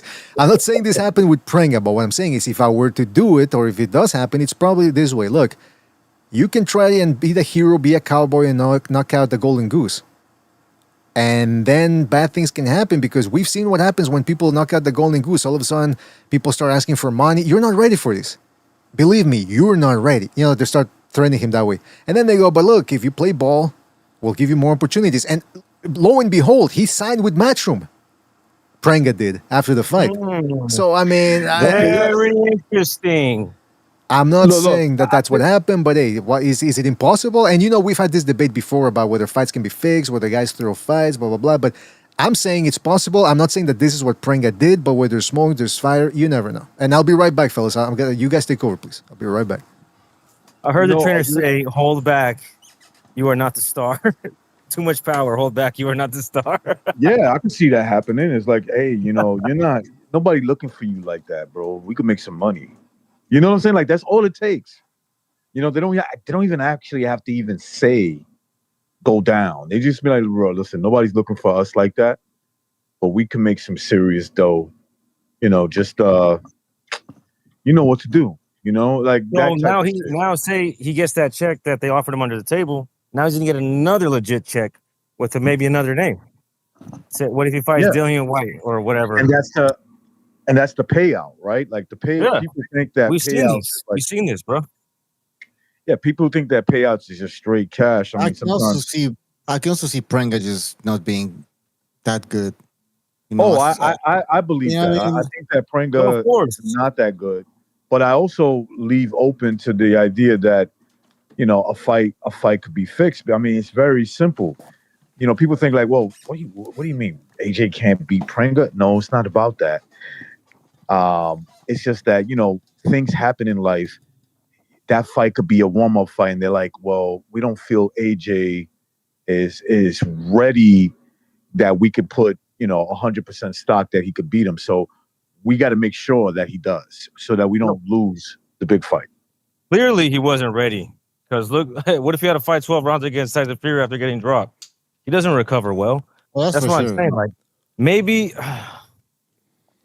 what's the word? How do I say it? Say it nicely. I mean, yeah, bro. I think he threw the fight, bro. I've seen fighters do this for opportunities. I brought this up before. This specific example, Mario Barrios. Before he left, was 140 pounds to go to 147. He said, "Oh, it's my last fight here. I'm having a hard time making weight. I kind of got a gift draw against this Russian dude. Oh, actually, you know what? Hold on. Stay here. One more fight. We want you to fight Gervonta Davis. It'll be for a belt. Just get in there. Make it look good. We'll look out for you. And ever since then, that dude has been failing up. He got knocked out. He goes up to a weight class. He gets a title shot against Keith Thurman. Loses. Gets another title shot against Ugas. Right? Wins that, and then he gets a kind of like a gift against the other dude, Ramos. Oh, and then don't forget who did he marry? Figueroa's fine ass sister. They gave Figueroa. They delivered him Figueroa's sister. That is right. So, really? Yeah. So it's almost like pussy in there too. Yeah, it's almost like, hey, here's what we got for you. It's almost like some sort of like BDA or Barrios looks like John Gonzalez. Is John Gonzalez Barrios? He's admitted it himself. He kind of looks like Mario Barrios, except Mario Barrios is way more successful than he is. But yeah. You need to read the Buy Me a Coffee. He's a much better fighter, lover, person.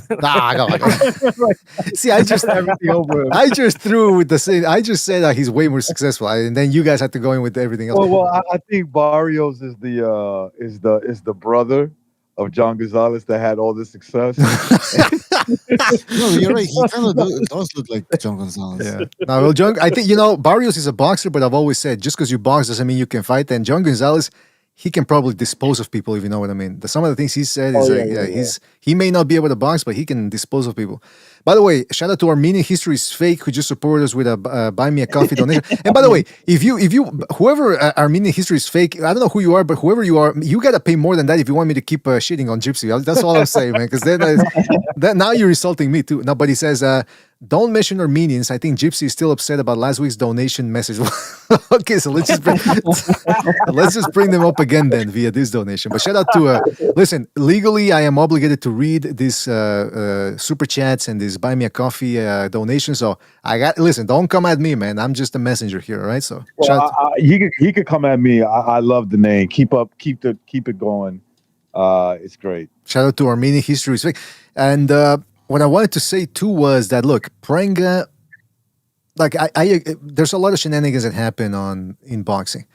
My thing is, I'm still very open to I'm actually on this side for the moment, that I think Prenga went in there because the way he's saying it, his side of the story now is, well, my corner told me to play it safe. I think that he knew he got in there against Joshua, and he'd never been in the ring with a guy like Joshua before, because not for nothing, Joshua's 6 feet 6 inches tall, 245 plus pounds. Somebody like that can shock people, especially if you're not accustomed to like me. I can do that all day long. Doesn't matter how big these people are, how big the boxers. I make it look easy. And people ask me, how do you do it, BDA? I can't teach you how to be me. It's natural, man. But anyway, but what I'm saying is, Prenga is a regular pug. He's not world class, so he scored a good shot. It's a heavyweight division, and once Joshua got going, the guy froze. That's the way I saw it. It's the way I saw it. I do agree with that to a degree. I do think that part of that was in there, right? They probably told him, "Hey, you make sure you go down," right? And I'm sure Prenga was like, "Whatever, I'm not gonna win anyways." He probably wasn't thinking he could win anyway. A long shot, and then he knocks him down within the first 10 seconds. I bet you he couldn't believe it. You know when Gabriel Soto when he knocked out the big bully, Beck the bully. Yeah. And then you saw how he started like, oh, he's all tensed up and running around on his toes. You could tell his butt was all clenched. He couldn't believe he got that knockout. That's right. And that's how Prenga was acting. Like, he was like, oh, shit, like, oh, I can't believe. So, what's the word? He probably wasn't really good enough to do that in another. He wouldn't be able to replicate that ever again. He had his moment, and he probably told himself, like, you know what, I can't, They told him in the corner, bro, like, you just chill. Just chill, we're going to get paid. Like you said, don't go all out. Why wouldn't your coach tell you to go all out? You have the guy hurt. Go for it, bro. This is your only chance. Well, that's what Conor Ben was saying when he was rewatching his fights on the Zone. He says he was talking about one guy in specific, and he heard him, and then he went after him. He goes, "You see, I went after the guy. I had to finish him because if I let him go, then maybe I have to go the distance next. Maybe the guy recovers and I never get that chance again." I mean, it's a fine line, right? Either you spend all your bullets and then you got nothing left, and you got to recuperate and get your second wind, or you go for it. And this Prenga guy, he knows he wasn't good enough to go 12 with AJ. That's how I'm looking at it. Exactly. Yeah. That's a great way of putting it. You're not. Well, I tell you what, though. This dude ain't no Anthony Joshua. probably know George Foreman. And this brings us to the next thing I wanted to talk about. I don't know how many of you guys go on Twitter, but Ade Oladipo, I didn't even know that was his name. This is the dude that's always on the zone. This is the guy that in between fights, especially when it's a big mega fight or it's an British fight, you'll see him in between rounds. Let me show you the picture so you know who I'm talking about. Because I was telling that to Butcher the other day. It's like, hey, do you hear what happened with this dude on Twitter? He goes, I don't know who that is. So I got to show you the picture and then you'll know who it is. Hold on a second. He's also in the DAZN documentaries that they do. He's all over the place on DAZN, this dude. So apparently he has a podcast now on the BBC with a woman who I think is related to the Eubanks and then some other dude, some pasty British guy. That's the only way I can describe it without saying a white guy, all right? So don't shoot the messenger. But anyway, this Ade Oladipo, I'd known about him and I never really heard his takes, as I'm going to explain later on. But he got in trouble with this. He didn't say anything super anything offensive or whatever, but it's just, this is the way boxing fans are, man. We take boxing history seriously, or at least some of us do. So check out what he had to say. This is the one that started it all. It's almost like banging my head against the wall, this one. What is marketability?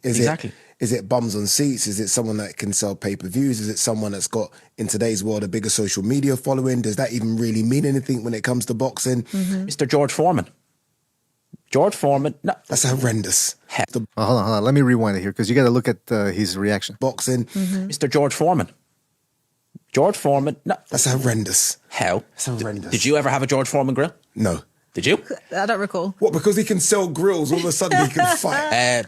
One of the biggest fights of all time, Rumble in the Jungle, Kinshasa Zaire, Muhammad Ali, George Foreman. It's not in the top 10. Excuse me. It's not in the top 10 of, money-making pay-per-views. Had it been today's market, it would have been.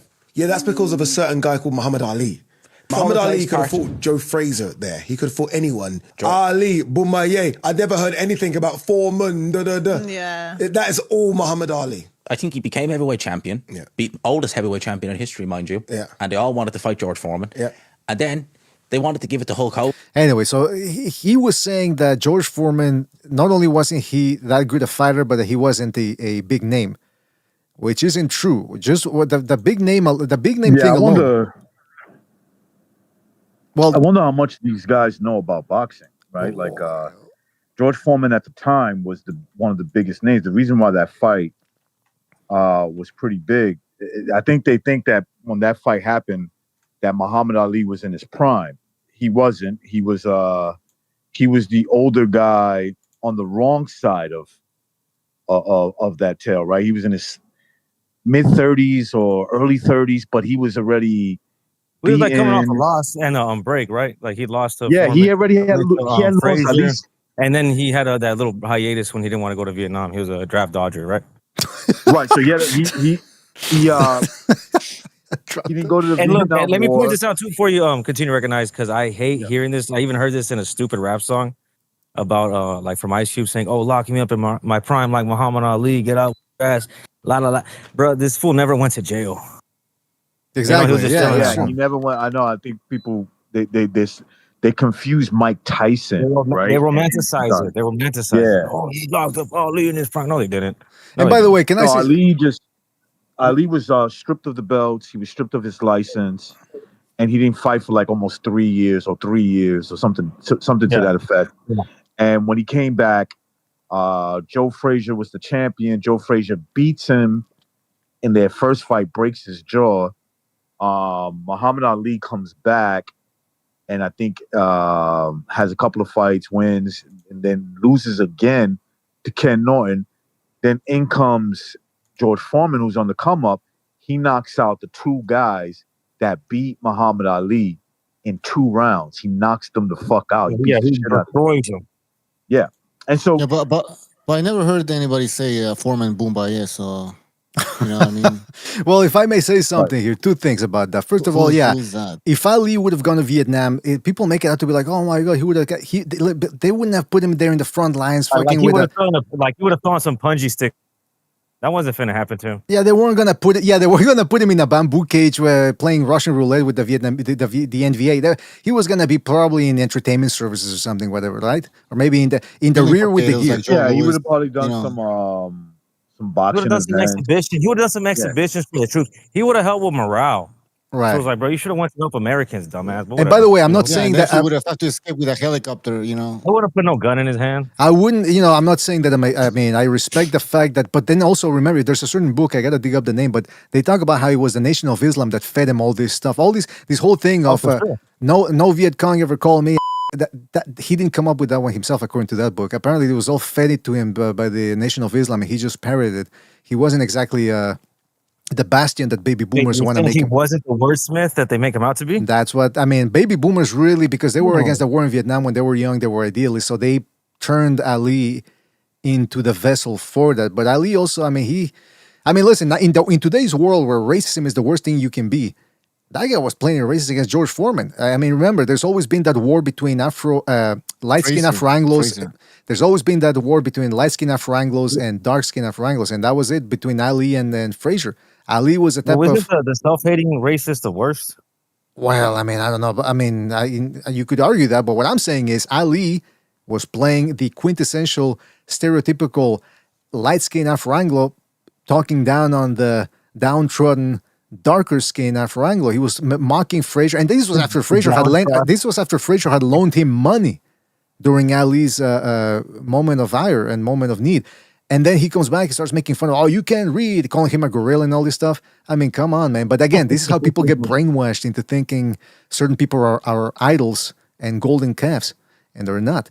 Now, as to this Ade Oladipo thing, it really caught fire, man, because this all started with somebody on Twitter who said, where was it? I told you guys Ade Oladipo were hollow. I don't know what he's saying. Were hollow. And his boxing knowledge was just a means to get famous. Now you see it. Not quite a 419, but pretty close. I don't know what that means, 419. Then a whole bunch of people started jumping in. Look at this. I got a couple of tweets. I got a whole bunch of tweets. We're going to read them all. But people kept putting this one too, by the way. This gif of George Foreman laughing. For some reason, it's not coming up. There you go. Yeah. People kept putting GIFs of George Foreman, and man, I got like 11 pages worth of comments.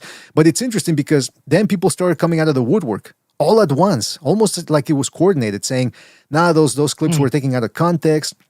He was actually talking about how it was ridiculous because apparently, and you can see that there was a cut, there was an edit there in that video that I showed you, where Ade Oladipo apparently was saying that Foreman wasn't as famous as Ali. Apparently, that's what they were saying. But then people were saying, no, I saw that whole thing, and he was talking about how Foreman wasn't that great a fighter.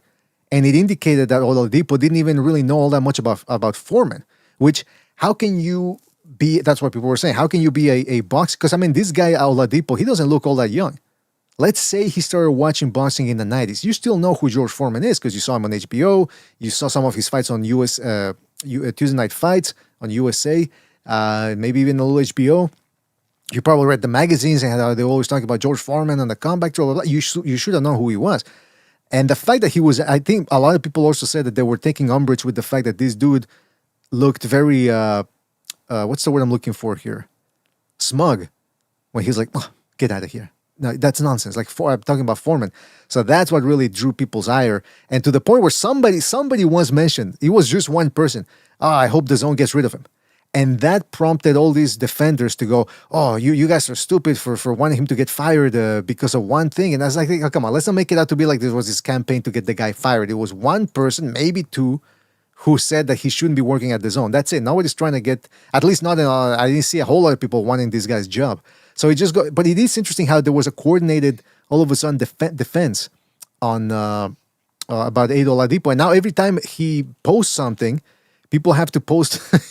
People have to bring up George Foreman in the comments. For example, he was talking about Fabio Wardley, who's he's gonna probably fight what's his name, Dubois again. And if you look at the comments, well, you can see all of them, but you probably think this fight's more historic than the Thriller in Manila.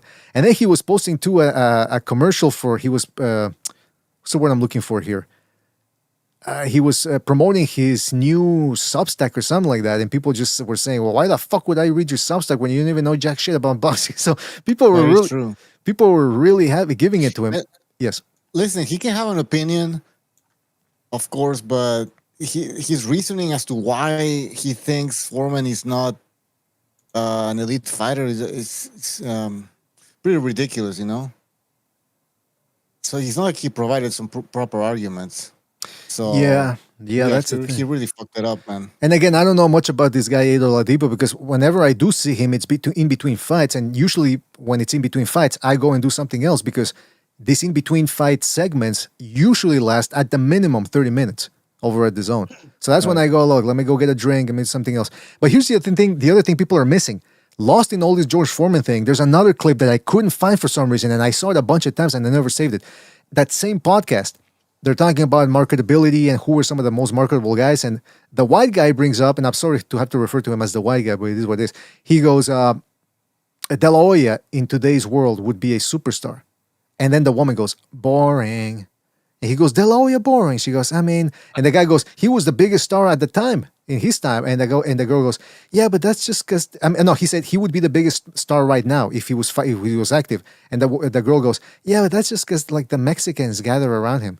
I'm thinking, okay, but who cares about why? I mean, yeah, who are these people, man? Now they're going after the lawyer. Like, What I'm seeing is that they don't have a grasp of history. They must have. Okay, they either from. It sounds like they got British accents, and they were only following boxing in their side of the pond, right? And weren't following it the way it was in the U.S. Mm-hmm. Okay, which was bigger marketing than in their country, or they're newbies, right? They have to be, because it's like, what are you talking about? The question is, put De La Hoya, who didn't have social media at the time, who was being promoted by HBO, which did a great job with him. Okay, he was pretty much like, you could say his name and everybody knew who you were referring to. Okay. As in today, with social media, I can say Anthony Joshua, and they'd be like, who is that again? Mm-hmm. And I'm like, he's a boxer. I show, oh, I know who he is. I got to actually show them who he is. Oh, now I know. I've seen him on the internet. Yeah, he's a boxer, right? He beat up Jake Paul, shit like that, okay? Where back in the days, can you imagine if I could just say De La Hoya's name and they knew who I was talking about? Imagine De La Hoya, fast forward 30 years, in advance, put him at 27 years old. Everybody knows who the fuck he is. I mean, look at Ryan Garcia right now, who you would refer to as De La Hoya's illegitimate son. I think so. He's got the decent looks, and on top of that, he's got the good left hook, the shotgun. You know what? Let me change that, man. Let me change that. He does look like his father. I looked at his father. It did look like. Well, there you go. Now you're revising it. No, but now take De La Hoya with an actual gold medal around his neck. Better skills than Ryan Garcia, a jab. And I mean, this dude was, people who didn't, because sometimes I forget that the whole De La Hoya era was 30 years ago. The guy was a mega star, bona fide. I mean, he came at the right time when Tyson was just about to come out of prison and all that. But De La Hoya was pulling in insane numbers and advertisements on top of that. No, there weren't that De many. La Hoya was. Yeah. I'm sorry. Go ahead. No, was it just because of the Mexican fan base that he was popular? No. Everybody liked him. Everybody liked him. Now, he had his haters. Of course, that comes natural. And he even had Mexican haters. Okay, I remember. Absolutely, yeah. Oh, he had Mexicans that did not like him. And I'm talking about Chicanos too, like Mexican Americans that did not like him because, you know, he was a pretty boy kind of, and he could fuck their girls probably and beat them up at the same time. I remember some people, some like Mexican Americans from California supported Mosley instead of De La Hoya. There was some, there was some that I wouldn't be surprised. First of all, Mosley was very exciting to watch. So was De La Hoya, but he was, you know, he stood his ground. He went to war with you. So his style is very reminiscent to the, you know, the style that a lot of Mexicans like. But, you know, again, I'm saying to myself, who the fuck are these people? What do you mean De La Hoya? De La Hoya would have not been a star? No? Some people are saying that they might have done this on purpose to get a little traction going, but I don't think so because some of this traction is completely negative. There's nothing positive about this.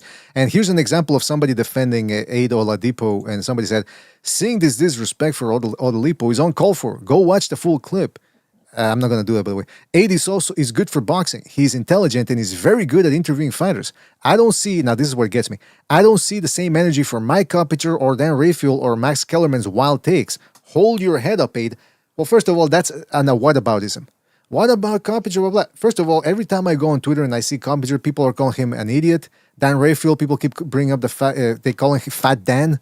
And Kellerman, every time he starts yapping on Twitter, people call him a cocksucker, a Zuffa cocksucker. So, yeah, people go after these dudes all the time. I've never seen Ade Oladipo attacked before or criticized. So it happens once, and all of a sudden, all these people come out of the woodwork. A lot of people, I don't even know who they are. So I don't know, man. It's I thought weird. the guy. Yeah. I thought the guy was a fighter for some reason, because I didn't know who he was. Apparently, he is. I've seen him Or before. used to be. You think he was like a Johnny Nelson? Was he a fighter? Because I thought he No, was. he wasn't. No, he wasn't. Now, people, He somebody, wasn't. What's somebody, his background? somebody said on Twitter that supposedly he used to box. Like professionally? I don't know. I've never heard of him. So He's like amateur. I mean, come on. probably, yeah, probably they were saying he used to box in the Okay, amateur or come something. So yeah, I had a bunch of fucking tweets here, but I'm not gonna read them all because they're too long. It would take too long to read them. But I will say this though. So this dude ended up coming out of the woodwork, and supposedly he's vacationing around. I don't know where he is. He was vacationing all over different parts of the world, and he said he was shocked that all he did was this little comment and that people went at him. And then he had this to say. All of a sudden, he starts talking about being gangster. Check this out. I'm not kidding. By the way. This is from his own. I don't know. My life was either death or jail. Like that was it. That was it. And I say this to say. Frank goes, look at this stereotype. Well, the way he's talking. That's it. And I say this to say, I think I'll give a fuck about a couple of tweets. Like, that was my life. Like, my best friend Olu, dead. Like, my good friend Banger, dead. My good friend Sean, dead. My friend name was David, dead. He's dropping a lot of names there. Yeah. There's more. Like, numerous friends in jail. Life. Like, that was where I thought I was going. That was. What type of friends did he have? It's almost like I guaranteed. don't know. One of the two. Jack the Tank lost his head. And somehow I turned it around, got a job at Islington Council, met some good people, and then eventually started doing this. Like, completely turned my life around. So when people talk about, like, there's a guy on Twitter and he's saying some bad words about you, I'm like, dude, but I didn't think I was even going to be alive at this age. Like, my best friends are dead. Street violence. So, like, all right, so some people in the comments were saying that tweet saying that it's the old tired adage of, if it wasn't for boxing, I'd either be in jail or dead. And second of all, somebody else said, hey man, all those people that he knows dropping dead, maybe he should be investigated. Because that's the first thing that comes to my mind as an investigator. I go, hey man, I'm just saying, if I put on my investigator cap, reopen those cases, man. Yeah, if reopen somebody, the files. I mean, hey, listen, when he was, my best friend, dead. Coincidentally, when I was at a town, and I always have an alibi, it's like, wait a minute, what's going on here? Somebody reopened those cases. I think it's time you tell people what your life would have been like without the BDA channel. I mean, let me tell you, man, people don't understand, man. All my friends, El Gordo Paco, dead. El Chiclón, dead. El Flaco, dead. They're all dead, man. Panchito, dead. I'm still here though. If it wasn't for the BDA show, I would probably be in the same place those guys are. 6 Does feet he under. want like some sympathy or something? Or what the fuck? Seriously. I don't know. Yeah, that's what every rapper. He's check out the YTBC. I mean, people are threatening each other. You know what I mean? Like, actually, you know what I mean? Exactly. Like Yeah. this guy. Yeah. Come on, man. That's literally every rapper's acceptance speech. You know, when they win a award for rapping, that's what they said. Thank Lil Boo in the cemetery. He gone. Want to thank all the dead homies. Yeah, that's how. No, that's literally their acceptance speech. You know, rap saved my life, and you know now from the outhouse to the penthouse. But no, it just I don't like it because I don't know what he's trying to gain with that, like street cred. Like, I can't criticize you because you have dead friends. I mean, I'm sounding unsympathetic, but yeah, I don't like it. Do you think it's sort of like you think it was a sort of like a veiled threat? In the chat, somebody says 50-0. That's a good. Maton says I'm 50-0 I in the didn't even streets. think of that. It's like Bill Haney, right? No, but Bucho, did you? Yeah, that's. Do you think he was threatening people on the down low? Like, hey, don't forget, hey, like he's bringing up all these dead people. How he used to be a gangster. I don't know. It sounds like a threat to me. I would take it as a threat. Yeah, I feel threatened. I feel like my life's in danger a little bit here. Just a little bit. Criticize yeah, you can't criticize him. You might die. Yeah, he's like, people forget I can track them down. It's like, well, wait, he says, I don't want to do it. I don't want to do it, but I could. I got the contacts. I got the connects. Like, wait, what? And then, by the way, there's something disturbing about a British guy saying, dude. Dude, I shouldn't even be here. It's like, come on. We got to look into his background, see if he's bullshitting or not. Because he comes from a rich family or something. Exactly, yeah. Some Ade Oladipo, that's like a Nigerian name. So maybe his father used to be a Nigerian arms dealer or something. And I don't know. Could be. I don't know. Hey, speaking of Africa, like I said, we got Tito Mercado fighting on the Shields undercard. I think it's on Friday or Saturday, I forget. And he's taking on Emmanuel Tago. You guys might remember Tago as the guy that fought Ryan Garcia not that long ago and went all 12 rounds against him. So now he's taking on Mercado and check out. He was boring. Yeah, he was boring. But I mean, hey, that probably means. By the way, I think in the middle, that's Dimitri Salida, who I think he's the promoter, right, of Clarissa Shields. So that would explain people are going to go immediately. Why the small hat? That's Dimitri Salida. Rick Glazier says he's a scumbag. He's like one of boxing's biggest scumbags. Whoa. Well, we're gonna get to Rick Glazier later. By the way, this dude, I mean, Dimitri Salida used to be a world-class fighter. Well, I mean, not a world class, but he fought at least at one point in the world on the world stage. And I don't know if you can see, but you can see his gut. Like he's got a shirt do you see that like the gut is so big that they're starting to pull up the shirt. That's a little disturbing right there. Oh no, I'm looking at it. Okay, forget what I said. That's the belt. Talk and do. So you hear the Africans there in the crowd.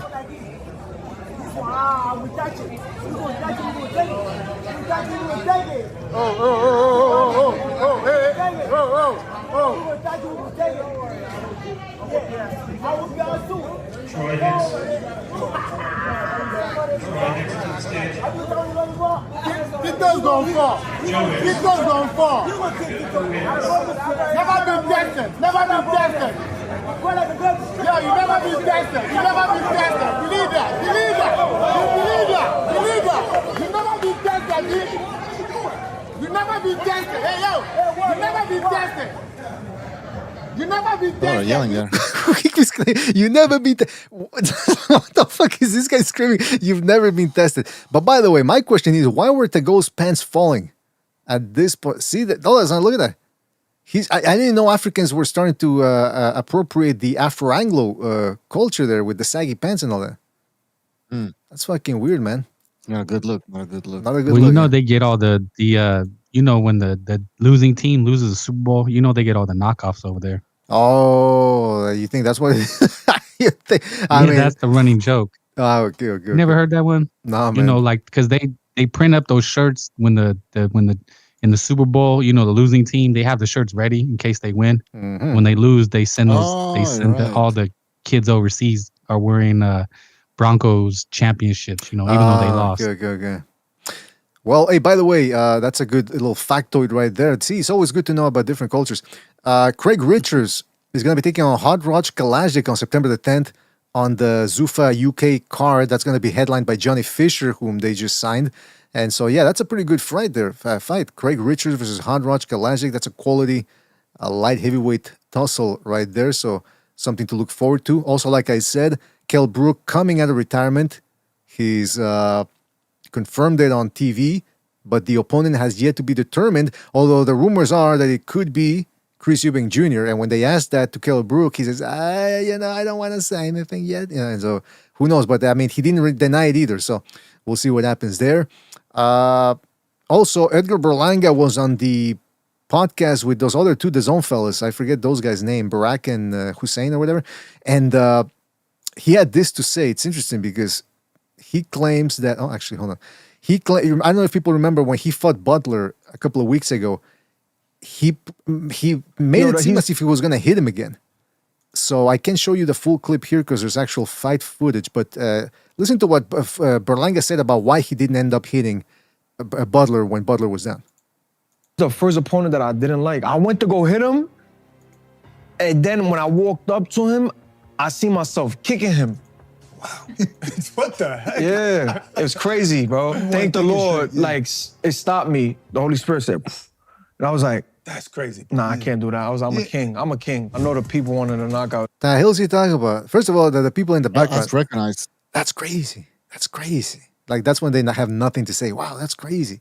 Bro, that's why if you look at I deliver a sensational knockout, you know what I'm saying? That's what the fans want. So what's going through your mind during the second round then? You know all that pressure on you. You like, oh They're my making God.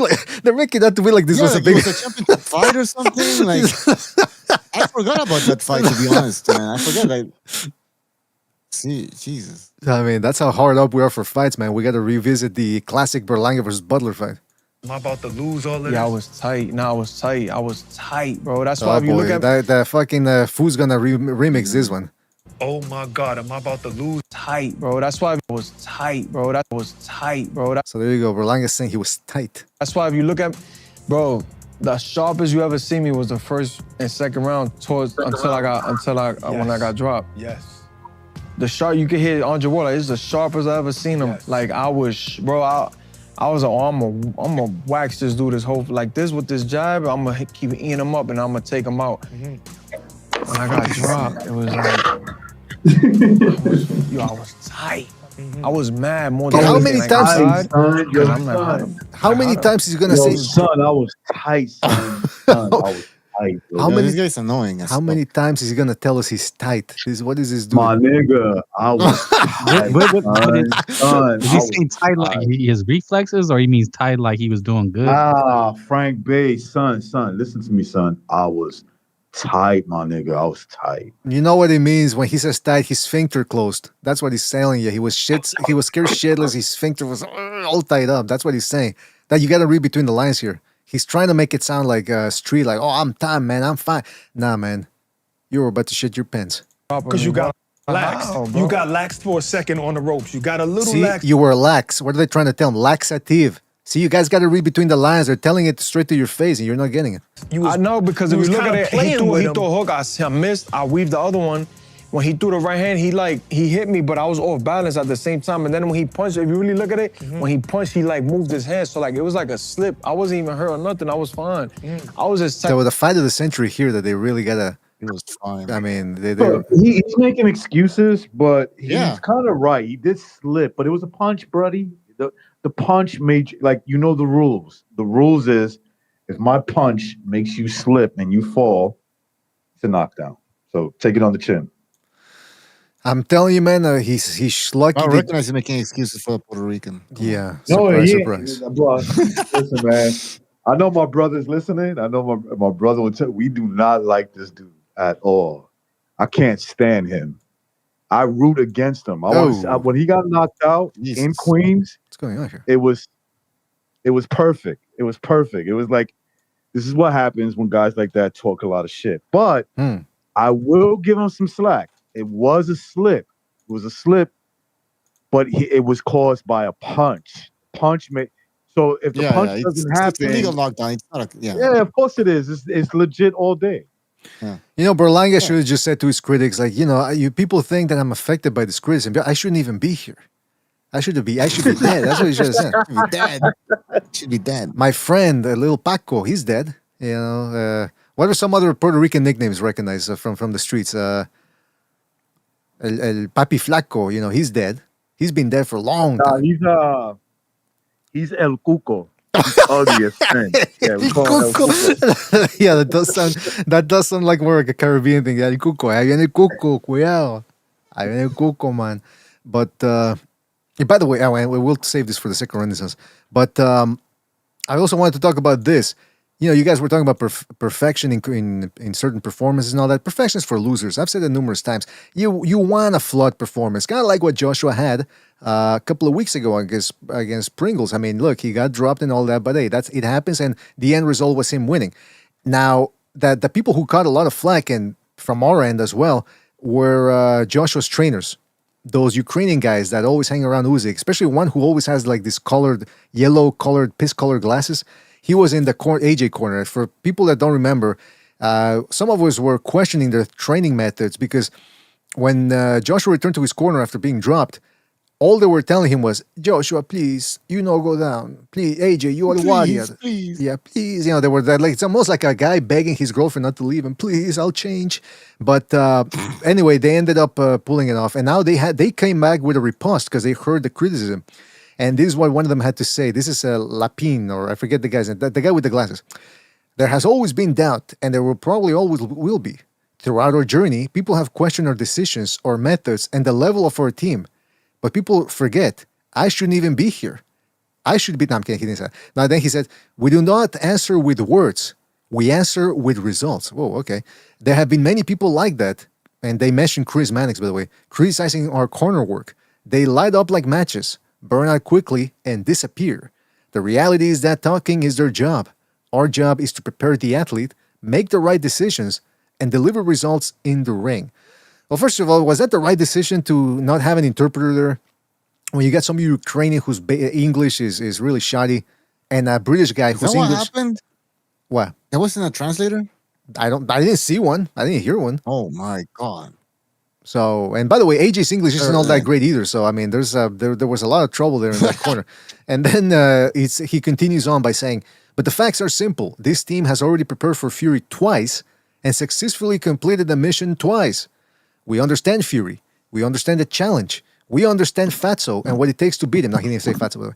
I got to stop adding people things there. Well, anyways, he says, why not use that experience with another exceptional fighter? AJ will knock Fury out. He's not just a powerful puncher. He's a machine, blah, blah, blah, blah, blah.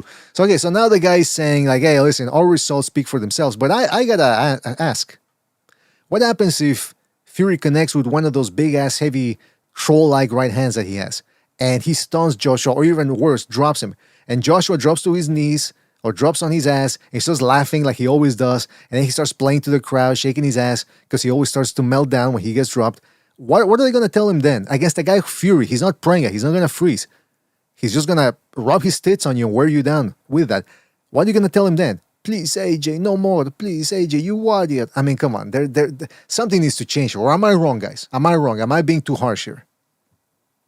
No, he needs a translator at least, because this fight against Fury is going to be completely different. And again, like I said, I'm thinking of changing my prediction because I do believe that AJ's shot now. At this point. I was picking AJ at first, but after that Prenga fight, I might have to change my prediction. Wow, I don't have to. Yeah, and so yeah, so what does that mean? AJ is the underdog in my opinion. He really needs to take this fight seriously, obviously, and he needs a proper corner. Somebody mentioned that she should have stayed or go back now with Robert Garcia. Yeah, that was a that good would be fit. great. I don't think Garcia. Ukrainians that don't even speak English. I don't think Garcia wants it though. Something happened between those two. I don't know what happened, but I think Garcia said, "All right, the hell out of here." Garcia said that he has a good chance. He said that he can win the fight. Right.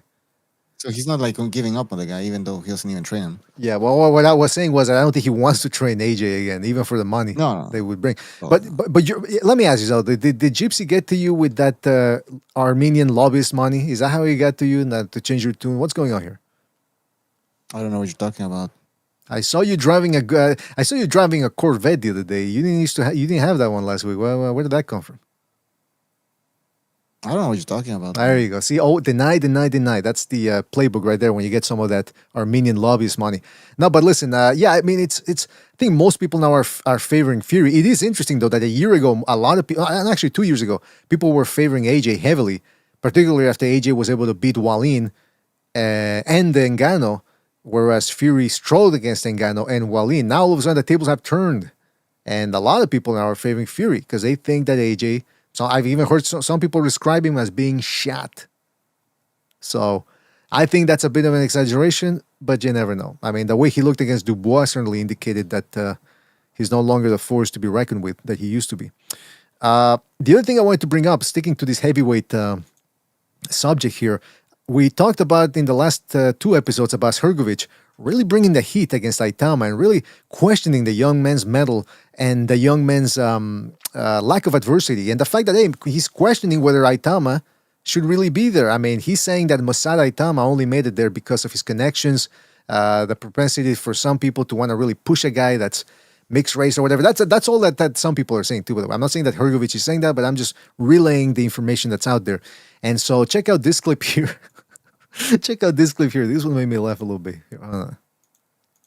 It's just bullshit, you know. I don't believe in that bullshitting. I believe in old school, working hard, and his I think, you know, new school program to be a star. You know, he had this morning he got this bottle of water, and nutritionist told him, Moses, until 12 p.m. must drink that bottle, and 13.13 seconds you must start drink another. And with that puzzles and with that bullshits, and I don't believe in that. Since the beginning I don't see him as a warrior. He's a good fighter, skillful, talent. I just don't see him as a tough man. I think compared to my journey is nothing. I feel like he was given everything on the table. My path was much harder than him. How he will react when he be in trouble? Does he have great... Why are there so many cuts, by the way? No, but you said that's the part that made me laugh. Like he said, I'm a real fighter. I'm old school. He has a trainer that gets up at 9 in the morning. All right, drink this, and drink this until 3 in the morning, and you got to drink it in under 13.3 seconds. Like, that's true. That's the way they do it. That's modern train. Those are the modern training methods. Now, also, I mean, maybe I'm thinking the wrong way here, but I think also they make him drink a lot of water to flush certain things out. If you know what I mean.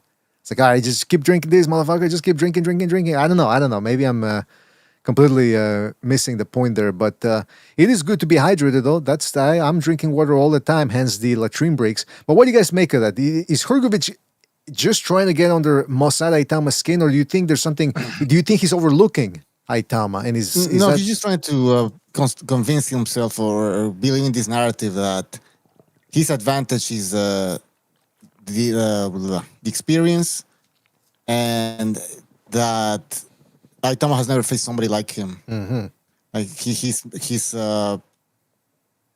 what's the word I'm looking for? Sorry, my mind is. But he's fake, man. Basically, he's fabricated. So that's what Hrgović is saying. Yeah, exactly. But he wants to convince himself of that. Mm-hmm. You know, so he can go. But I know he knows that Aitama is dangerous. This guy is really hard. And in an interview, you know, they asked him who has more to lose, you or Aitama, and he didn't say Aitama. He said both. He's like, because you know I'm getting old or something like that, something along those lines. So he's not stupid. He knows that if he loses this fight, his career pretty much starts going downhill. Right. He's ranked apparently number 5 in one of these heavyweight rankings, and so he's in a high position, and he's risking that fighting Aitama. Because he could have said, "No, I don't want to fight Aitama. I'm gonna keep fighting whoever until I get my title shot." Obviously, he got offered a lot of money, but again, if he loses, then he loses that number 5 position, and he's old. He's getting old. Well, listen, sticking. So he has to go. So he has to go into this fight thinking, "Oh, this guy doesn't have he's fake. He's not that good." You know. So he's trying to give himself a little. Yeah, he's trying to.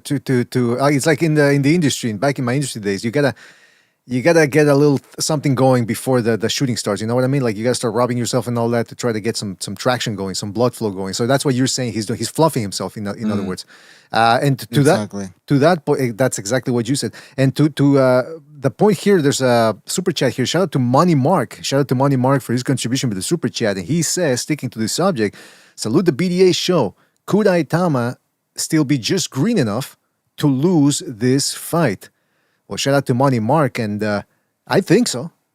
I think so. I mean, Hrgovic's best. Food TV that. Yeah. Oh fuck. Food shoes. You really jump in. This dude. You see, Food TV is gonna jump in 5 minutes before we finish. It's like, hey guys, what's up? It's like, oh man, Fu should really get here earlier. But to Money Mark's question, yeah, I think Aitama is. It's possible he's just. And by the way, not just maybe too green, maybe not good enough to beat Hrgović. You never know. I don't know about his gas tank. That's true. What Futi was saying. Have we seen Aitama's chin tested? Nope, not really. Nope. I thought Dylan White was gonna do that, but he got knocked out in one fucking round. So I thought Franklin was gonna do it, but this dude ended up showing. I mean, he was fat in there. I mean, he's always relatively fat, but even more so this time. Now, look, Hrgović. That's the thing, though. People in the Discord call him Hrgo bitch because they think he's got a little bit of bitch in him. And it's true. He's got, he acts all tough, like, oh, this guy is bullshit. I don't buy this bullshit. And meanwhile, when he gets in the ring, all of a sudden he starts panicking when he gets hit. He has that Vladimir Klitschko Right. look where he gets hit and all of a sudden he starts falling apart. Like with me, for example, when I get hit, that's when you know the party's starting. But with him, he gets hit. He's like, oh my God, I don't want to be here. Nah, man. He chokes. He's a choker, man. Well, in big fights. Yeah, man, that's that the Zhilei Zhang And fight. this is a big fight. It's interesting. Zhilei Zhang is the guy that I think he's the best southpaw Hrgovic has ever fought. And he had a whole lot of trouble against Zhang. Now, Zhang is not as fast as Aitama or as mobile as Aitama, but I do think punch for punch, I think he hits harder than Aitama. That the thing that makes Aitama dangerous is the fact that he's so fast for a guy his size with that power and the power. But Zhang at 6 feet 6 inches tall, I mean, that dude would just remember how he dropped Parker. He touched him with a jab or something. I forget what punch it was. Just a little. It didn't seem hard. Boom, drops the guy. So yeah, he's slower than Aitama, but I think he's also better at picking shots off with his guard. So there's a give and take here with that. But what I'm trying to get at is that Hrgovic struggled against that dude. He struggled against Zhilei Zhang. To Hrgovic's credit, he let his hands go in that one. He always kept his hands moving. And people have said it before, and I concur. I think Hrgovic's best asset here is his stamina. He's got proven stamina that he can go the distance. We don't know about Aitama. So that's the big if. And I think Hrgovic knows that. He's got that in the back of his mind, and he's probably going to try to test young Aitama's stamina. Yeah, I like his strategy, knocking him down, basically calling him a sissy. With you got all these fancy training. I think there was a montage in Rocky 4. Rocky's doing the old school training while the Russian is doing all the new school training. Mm-hmm. You see this kind of thing in movies and boxing, and he's kind of hitting Aitama with that. Yeah, you're nobody yet, and he really isn't. So, is he? Yeah, I mean, I've seen Hrgovic where he looks like Lester, and he's probably trying to hype himself up, but he's not lying on the Aitama guy. I think that's good psychological warfare that he's doing. Yeah, I think I concur with both of you, or with you and Bucha, that he started trying to pump himself up a little bit here. But again, it's a danger. I mean, how many times I actually wanted to do a show about that, about people that never made it past the hype. Prospects that everyone thought, this guy is going to be it, and then they don't make it. Yes. Yeah, no, that's a good question. But because let's compare other prospects, hyped up prospects to Aitama. Mm-hmm. Which one comes to mind in the last 10, 15 years, maybe 20? Adrian Broner Adrian Broner. There was one guy I was watching there on I have the Fire Stick, and they have the Zone channel and HBO, and I was watching David Tua, and he never reached the hype. No, he didn't. He never became champion. Yep. But it was a tougher era, right? Because he fought like Hassan Rahman. Did he fight Ruiz? He fought a lot. He fought. He had a good resume, right? But he actually beat two guys by knockout that became world champions. He stopped Rahman in their first fight. He stopped them. They had two fights. One was a draw. I thought Rahman should have won that fight, but they called it a draw. And John Ruiz, when he knocked him out in 19 seconds, right? So he's actually beat champions. He fought in a close fight with Ike Ibuchi. I thought that fight was a draw, but they gave it to Ibuchi. Yeah, I wouldn't say he was a hype job. No. I didn't mean hype job, but he didn't make it to the top. He was a contender in a difficult time. I think people get a little confused. He wasn't the man. They weren't looking at him as the man. They looked at him as a prospect contender, right? They weren't thinking he's going to beat Lennox Lewis. He never fought Mike Tyson and stuff like that. They weren't saying David Tua is the guy who's going to take these guys out. They were looking at David Tua like he's a challenger. That's what he is. And so to me, he wasn't a hype job. He was actually just he didn't live up to expectations, I guess. What were the expectations? I don't remember. What were the expectations? From what I remember was he was just a contender. That's basically what what he was. Can he win? Yeah, because he beat champions. He beat John Ruiz. And he, like I said, he He's beat still mentioning Rockman. John Ruiz as if he was such like John Ruiz. He was a Yeah, but what I'm saying is these guys were still title holders. They ended up winning belts, and he was better than them at the very least. That is true. Yeah, he was better than them. He say what you want. He knocked Rockman out. He stopped him. He dropped him.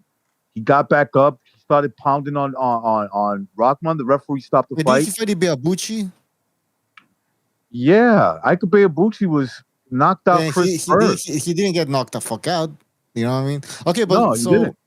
Okay, so going back, you know what? He's like the baby Joe Messi. Remember that guy? Nah, he was better than Messi. He was better than Messi.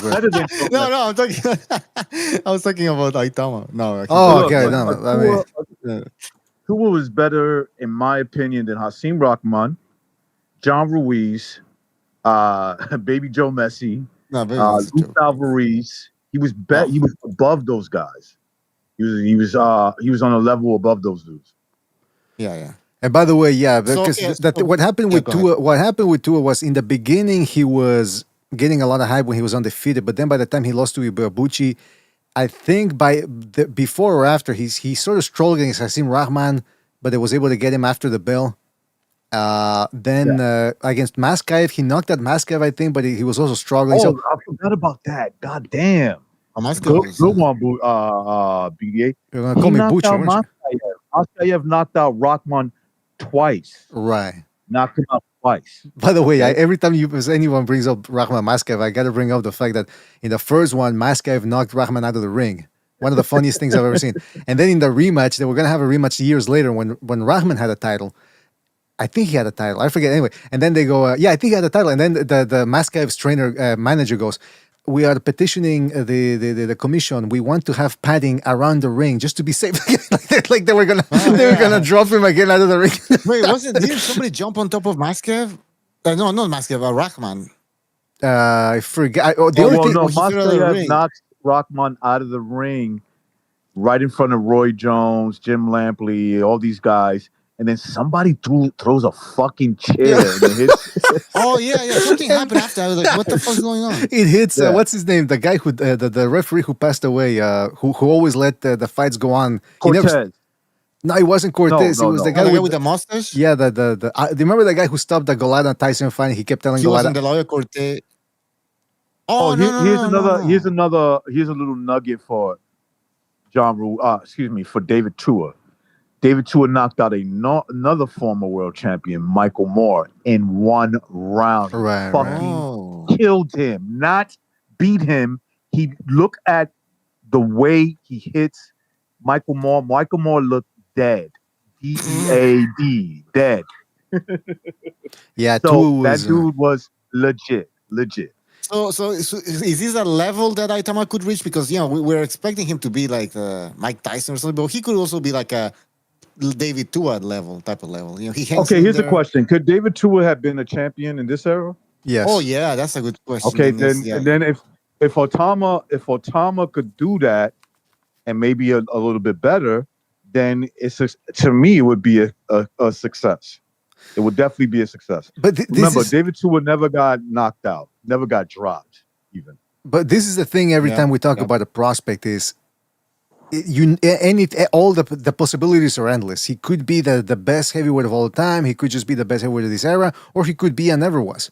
It's because we don't know enough about Aitama, and for some reason, and this is the problem with young fighters nowadays. Everything we're saying now, they interpret it as hating.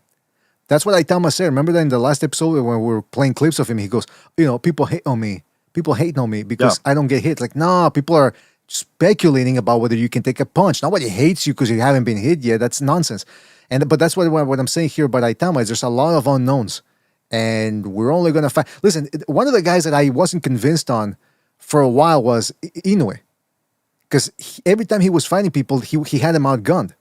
And I remember when Steve Kim was saying in 2019, I want to say early 2019, he was saying, Inoue is my number one pound for pound. And I was thinking, okay, but like he hasn't, I don't see it. I wanted to see his questions answered. And then when he fought Nonito Donaire in the final of the WSSB, that's when I said, okay, this guy's legit. Because he got hit with some wallops in there. He got his orbital fractured. And he still managed to pull out the win. He showed that he could outbox Donaire. That if the power couldn't bail him out, he could then outbox his opponent. And that's what he did. And that's when I said, okay, I'm sold on this guy. With Aitama, there's still a whole bunch of check marks we still gotta check before we get. Oh, of course. One of my pet peeves. Oh, sorry. Go ahead. I don't want. No, just of course. Go ahead. Oh, one of my pet peeves in boxing is when everybody says, "Oh, I knew it. I knew that guy was going to be a star." I hate that. There's only one person that I ever thought for sure was Miguel Cotto. I think when I saw him coming on, I was like, he's going to be a star. And I told my friends, see, I told you.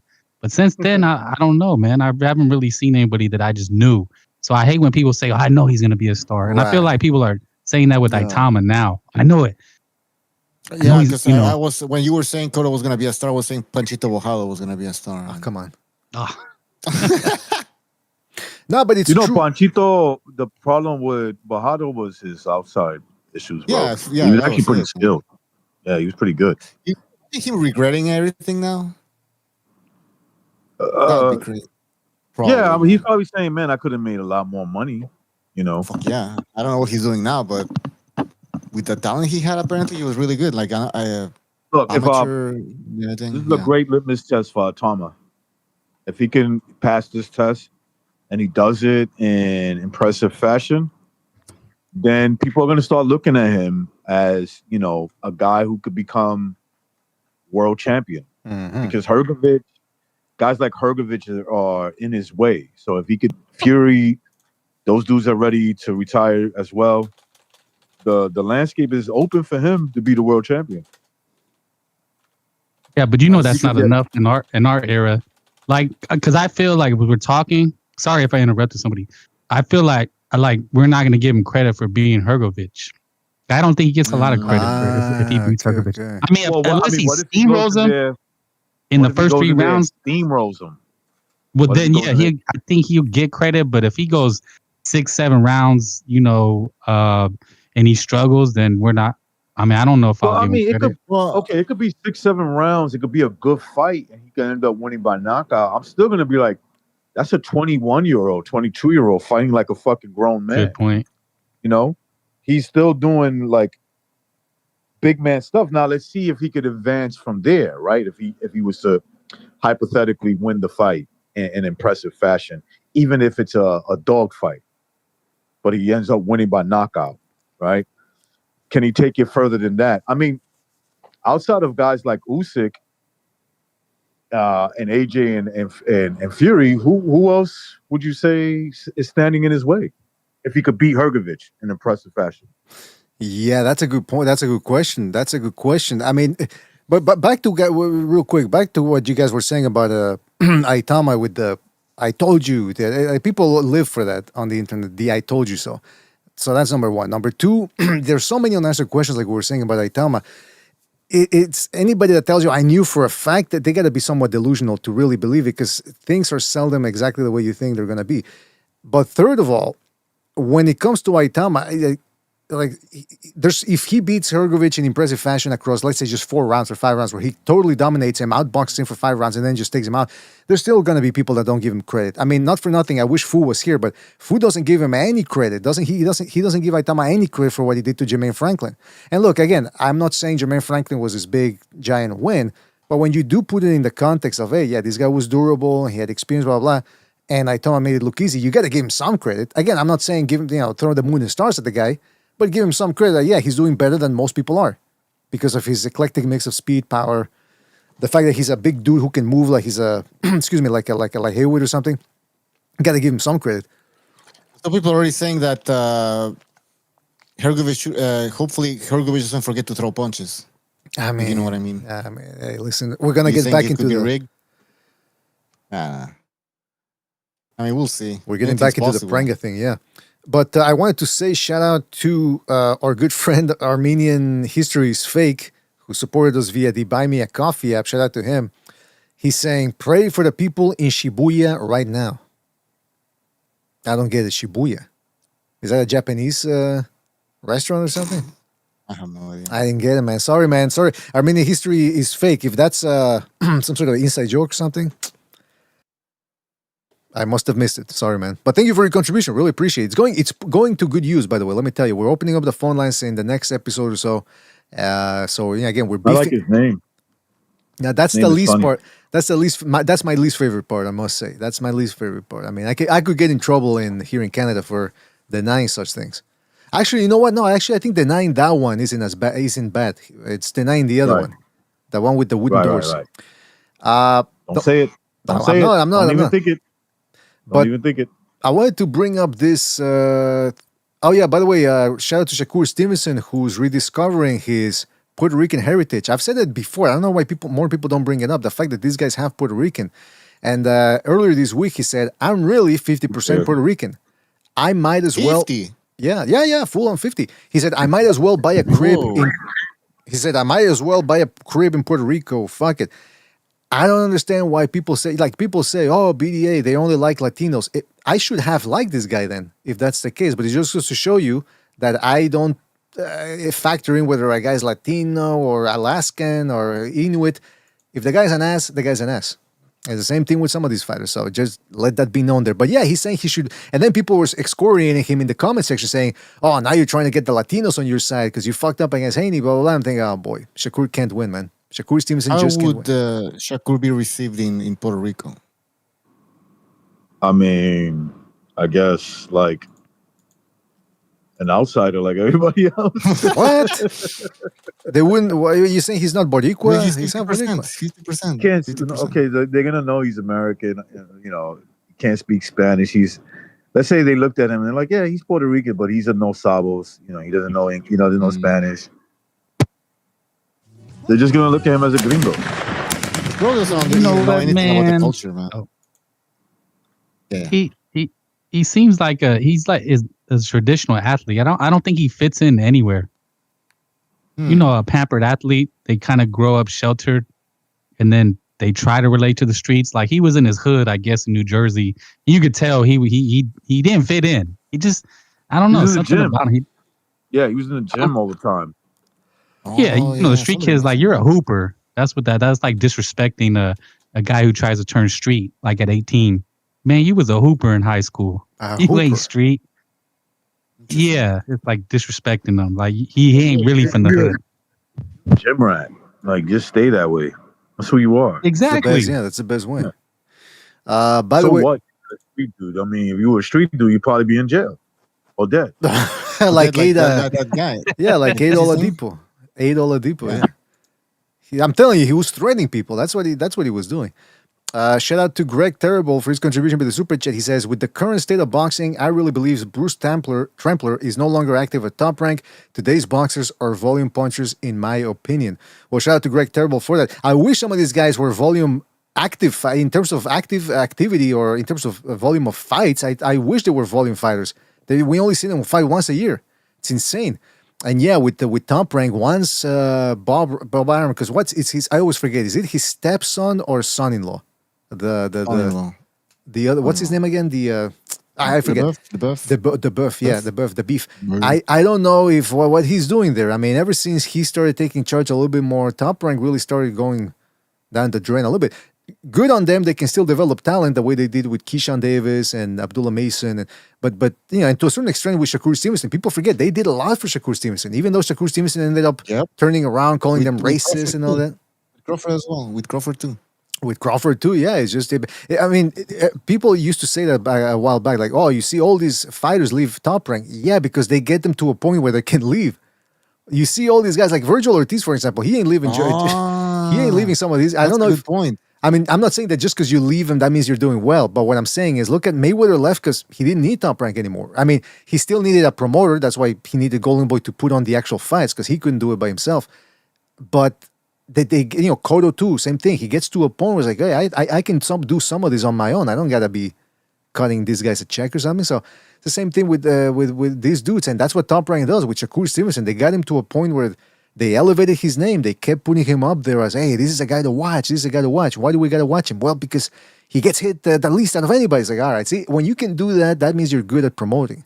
But now though, I think at the end of the day, you're starting to see that, yes, some across the board, a lot of boxing promoters are starting to feel the heat a little bit.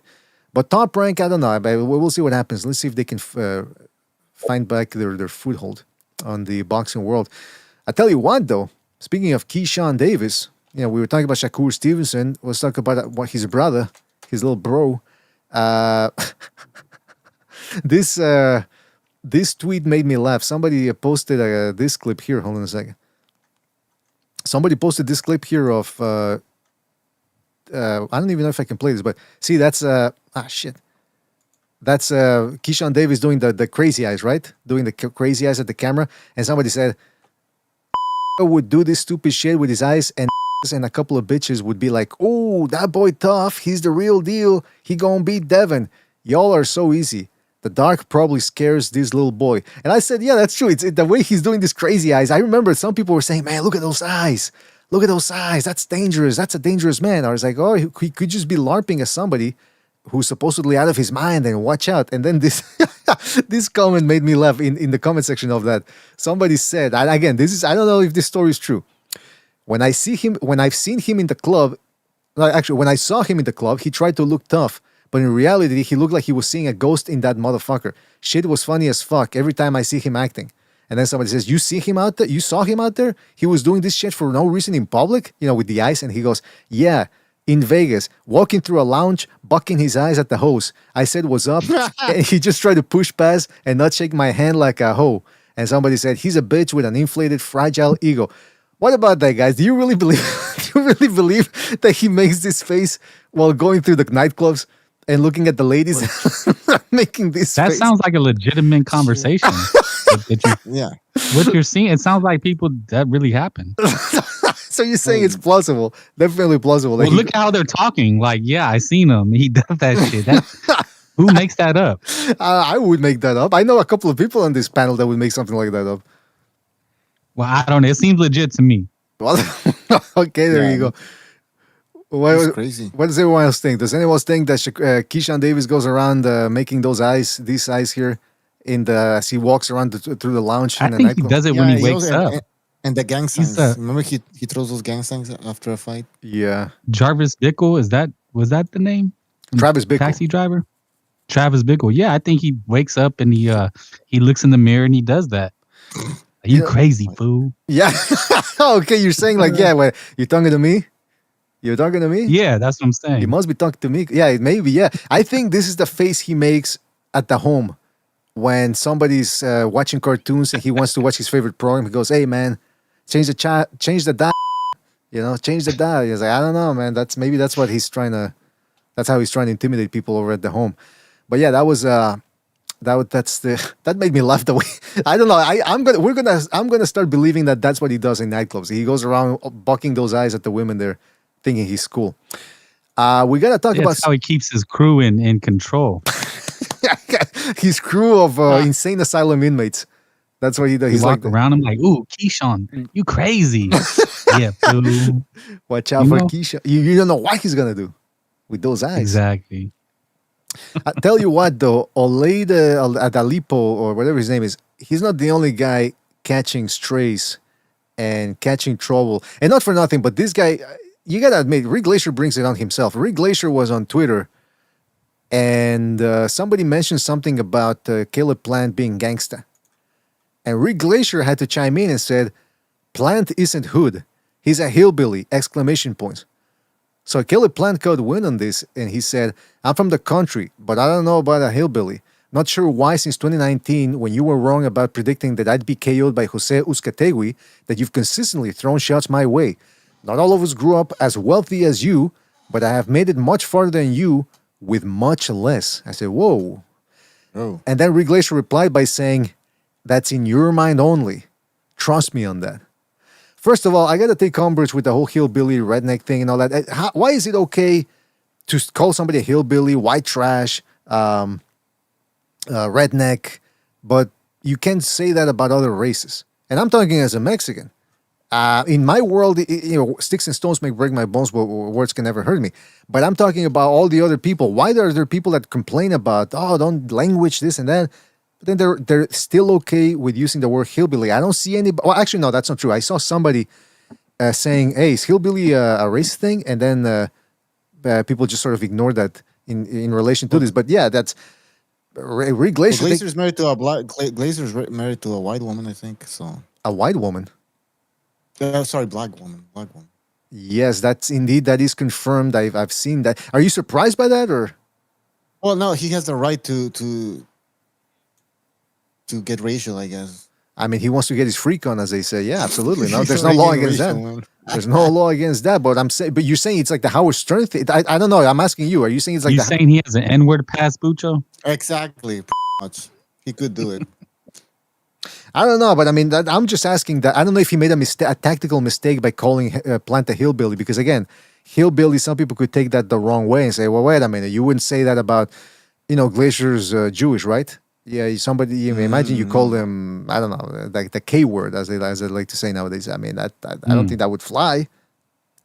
Real quick, by the way, before we continue, shout out to Armenian History is Fake. Just supported us via the Buy Me a Coffee app. Shout out to Armenian History is Fake. And he says, wow, I just realized both Kerr and Food TV claim to be Puerto Rican and can't speak any Spanish. Come on. See, now, I mean, Gypsy and Fu aren't here to defend themselves. And Armenian History is Fake just continues to kick them while they're away. Let me tell you something. This guy sounds like a Turk.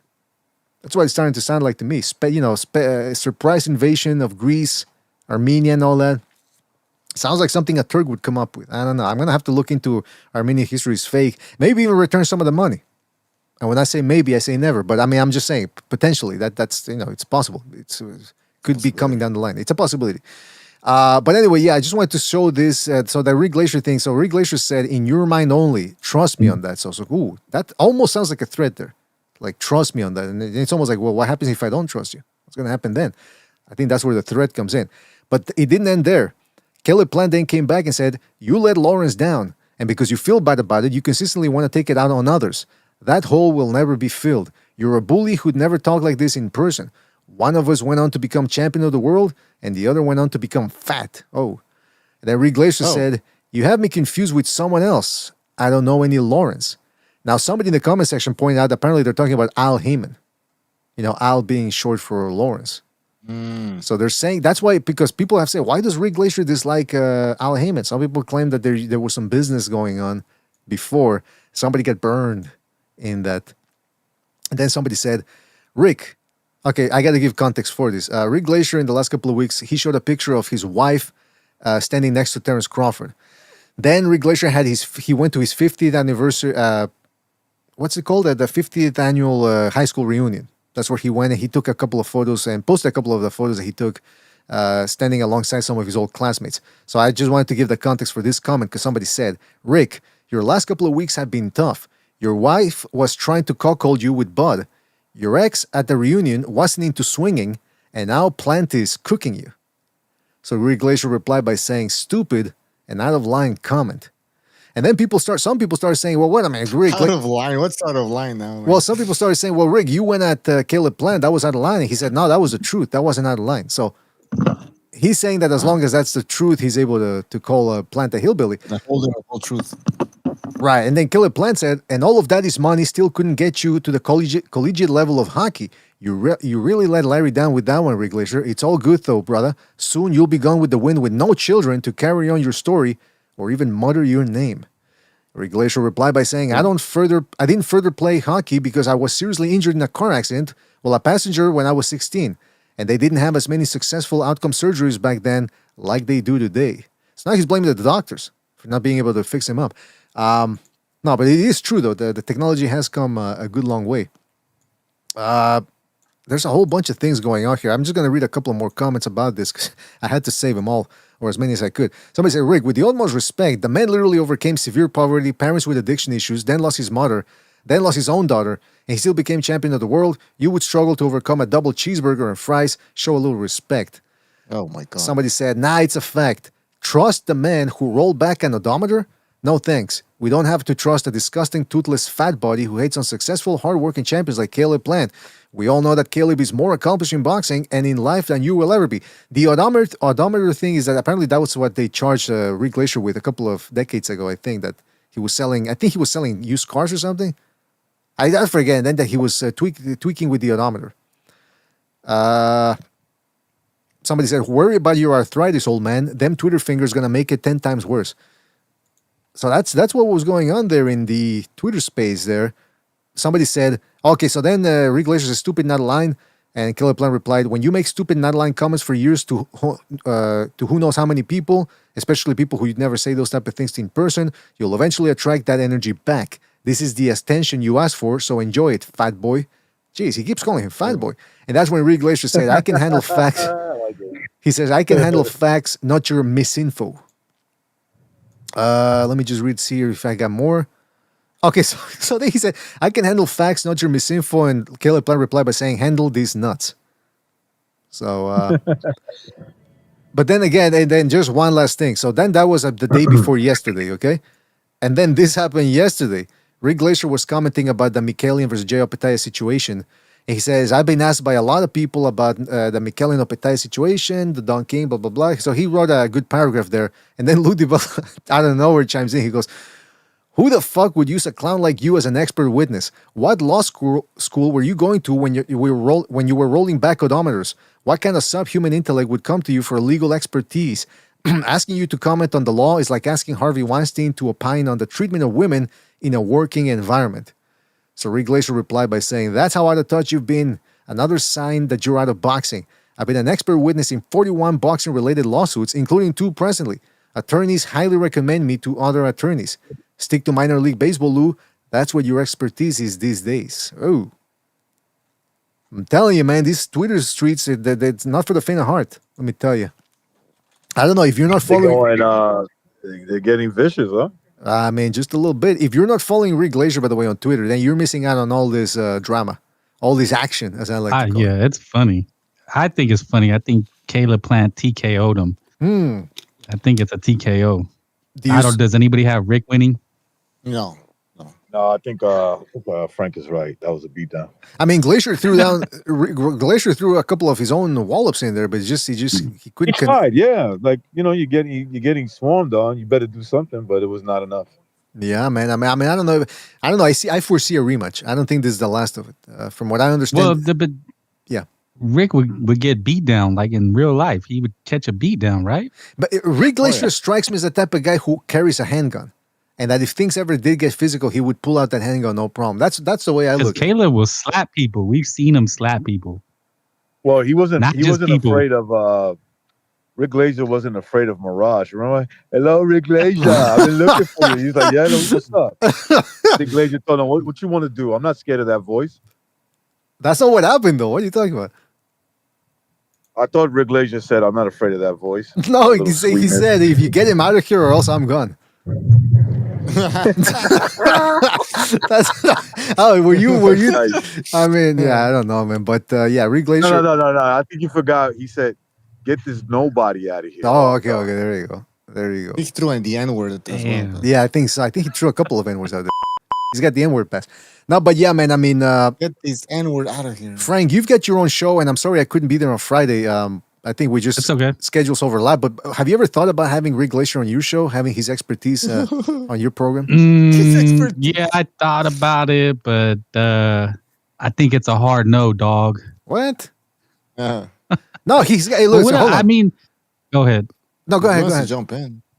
I've seen him before, and he'll like eat in interviews, and I'm like, I would feel disrespect if someone talking to me and starts munching on a sandwich and wiping their mouth, blowing their nose.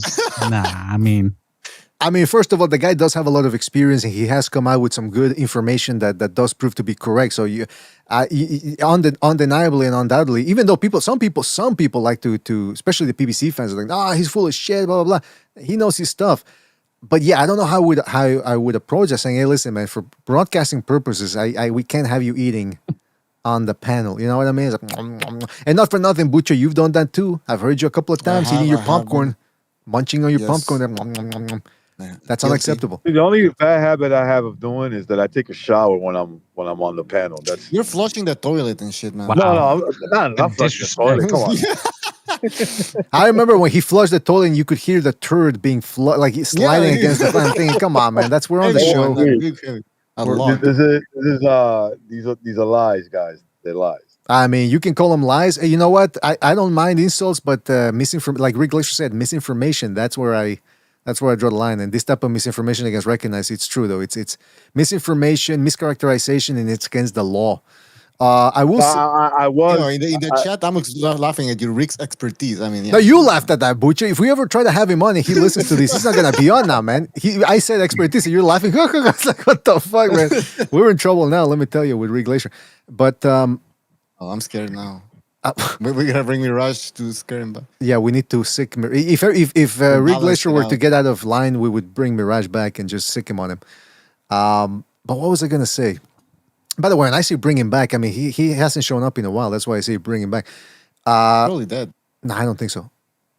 I don't think we would be so lucky. But I wanted to play this because again, we're talking about recognized flushing the toilet during the show. We're talking about Bucho eating popcorn. Taking a shower.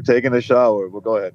Well, you were also. I remember you were moving. Allegedly, you were moving weights around. Remember, it's like, oh, we heard some metal clang. He's like, oh yeah, I'm moving some weights around. Like bullshit, man. It's probably they sound like coke cans. I'm lifting 300 pounds right now. Yeah, that's what he said. He says, I'm moving my 100-pound plates around. I got a whole bunch of them. That's the only ones I use, by the way, the 100 pounds. And not anything lighter. But fuck, I'm trying to find the. Remember, Gypsy was the worst, man. When he was moving around, I don't know what he was doing. Oh, when he broke into somebody's house. Remember that? No. That's fake news. That's fake news. Sounded like it. Yeah. But I remember classic.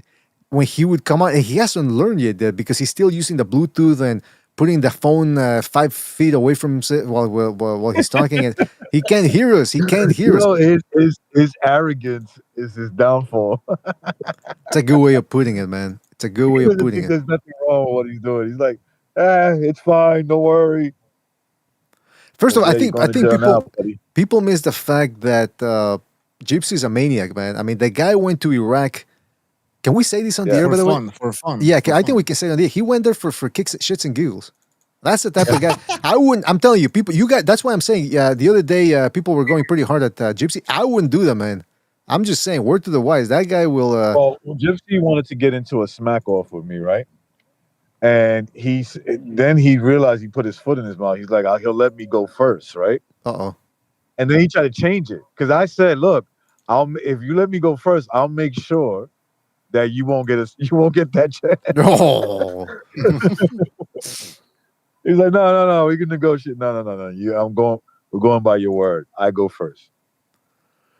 Crazy. Virtuoso, shout out to Virtuoso for his contribution with the super chat. Shout out to Virtuoso, and he had this to say. He says, or is it? He says, when I first came on this show in 2019, recognized his habit was robbing bodegas while live. Now, see, that's completely fake news right there, man. Come on, Virtuoso. You're gonna get, you know that carries like a 10-year sentence. Come on now. Yeah, man. Come on, man. That's I do remember recognize getting into it with somebody in a parking lot. Remember that? You were gonna fight some guy in a parking lot or something? There's a coffee, buy me a coffee donation. I think I already read it. Nice. I think there's another one. Do you have it there? Which one is it? No. Shit. I don't know. See, Bucho's too busy eating popcorn. Oh, I did read that one. Wow, I just realized both Kerr and Food TV claimed to. Yeah, I read that one. I just got it. Okay. Anyways. I'm looking at because we did we're gonna try to do another best of because I'm trying to compile here some videos here, but where was it here? We got what is this one here?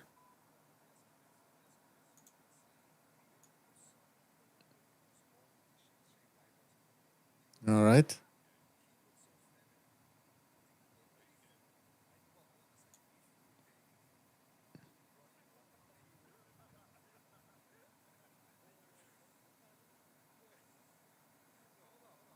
All right, that doesn't make me look very good, by the way. But yeah, by the way, that's AI. That's AI generated. That's not a conversation that ever took place about 8 or 9 years ago on this show.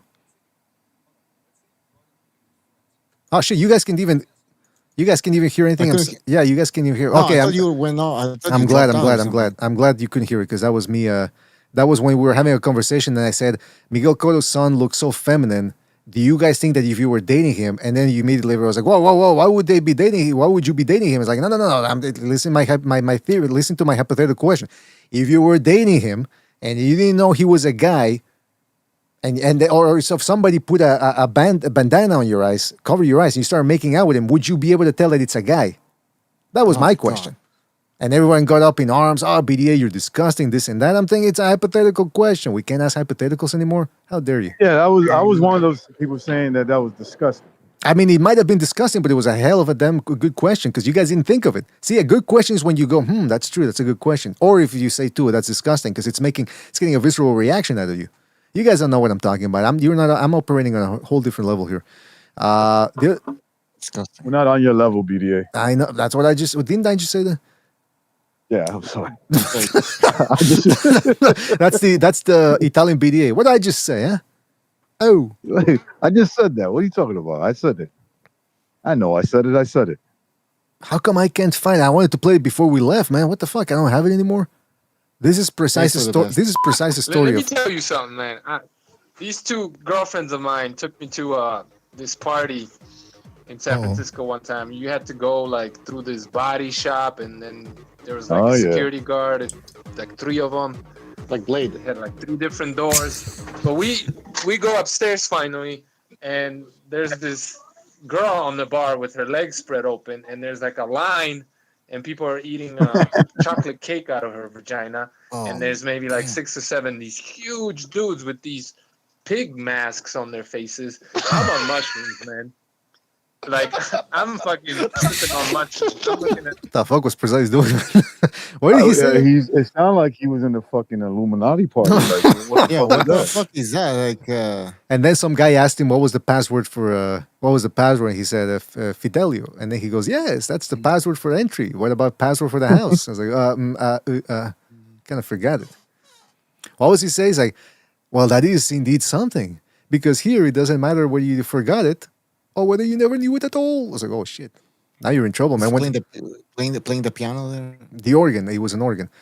Wow, organ, yeah. I cannot find a fucking gypsy. I can't believe it. It's supposed to be here.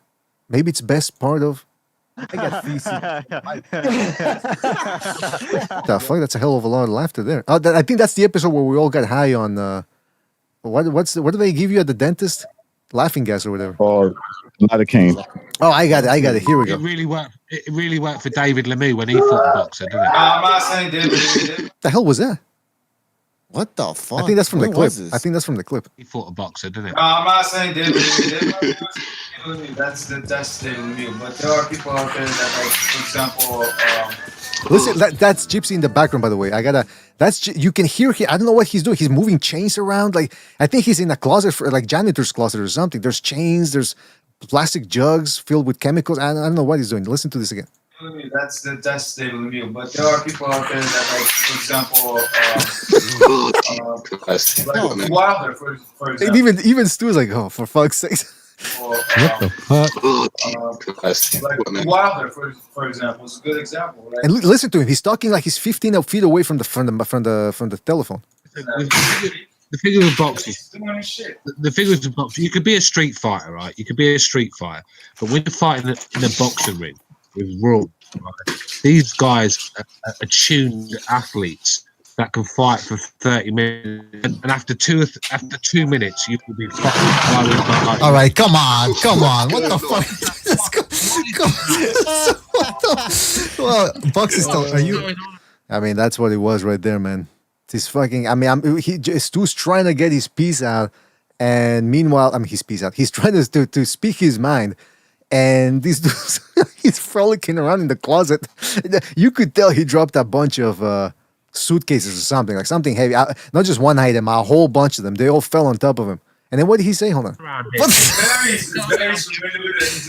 Are you breaking into a house right now, boxing style? Is that what's going on?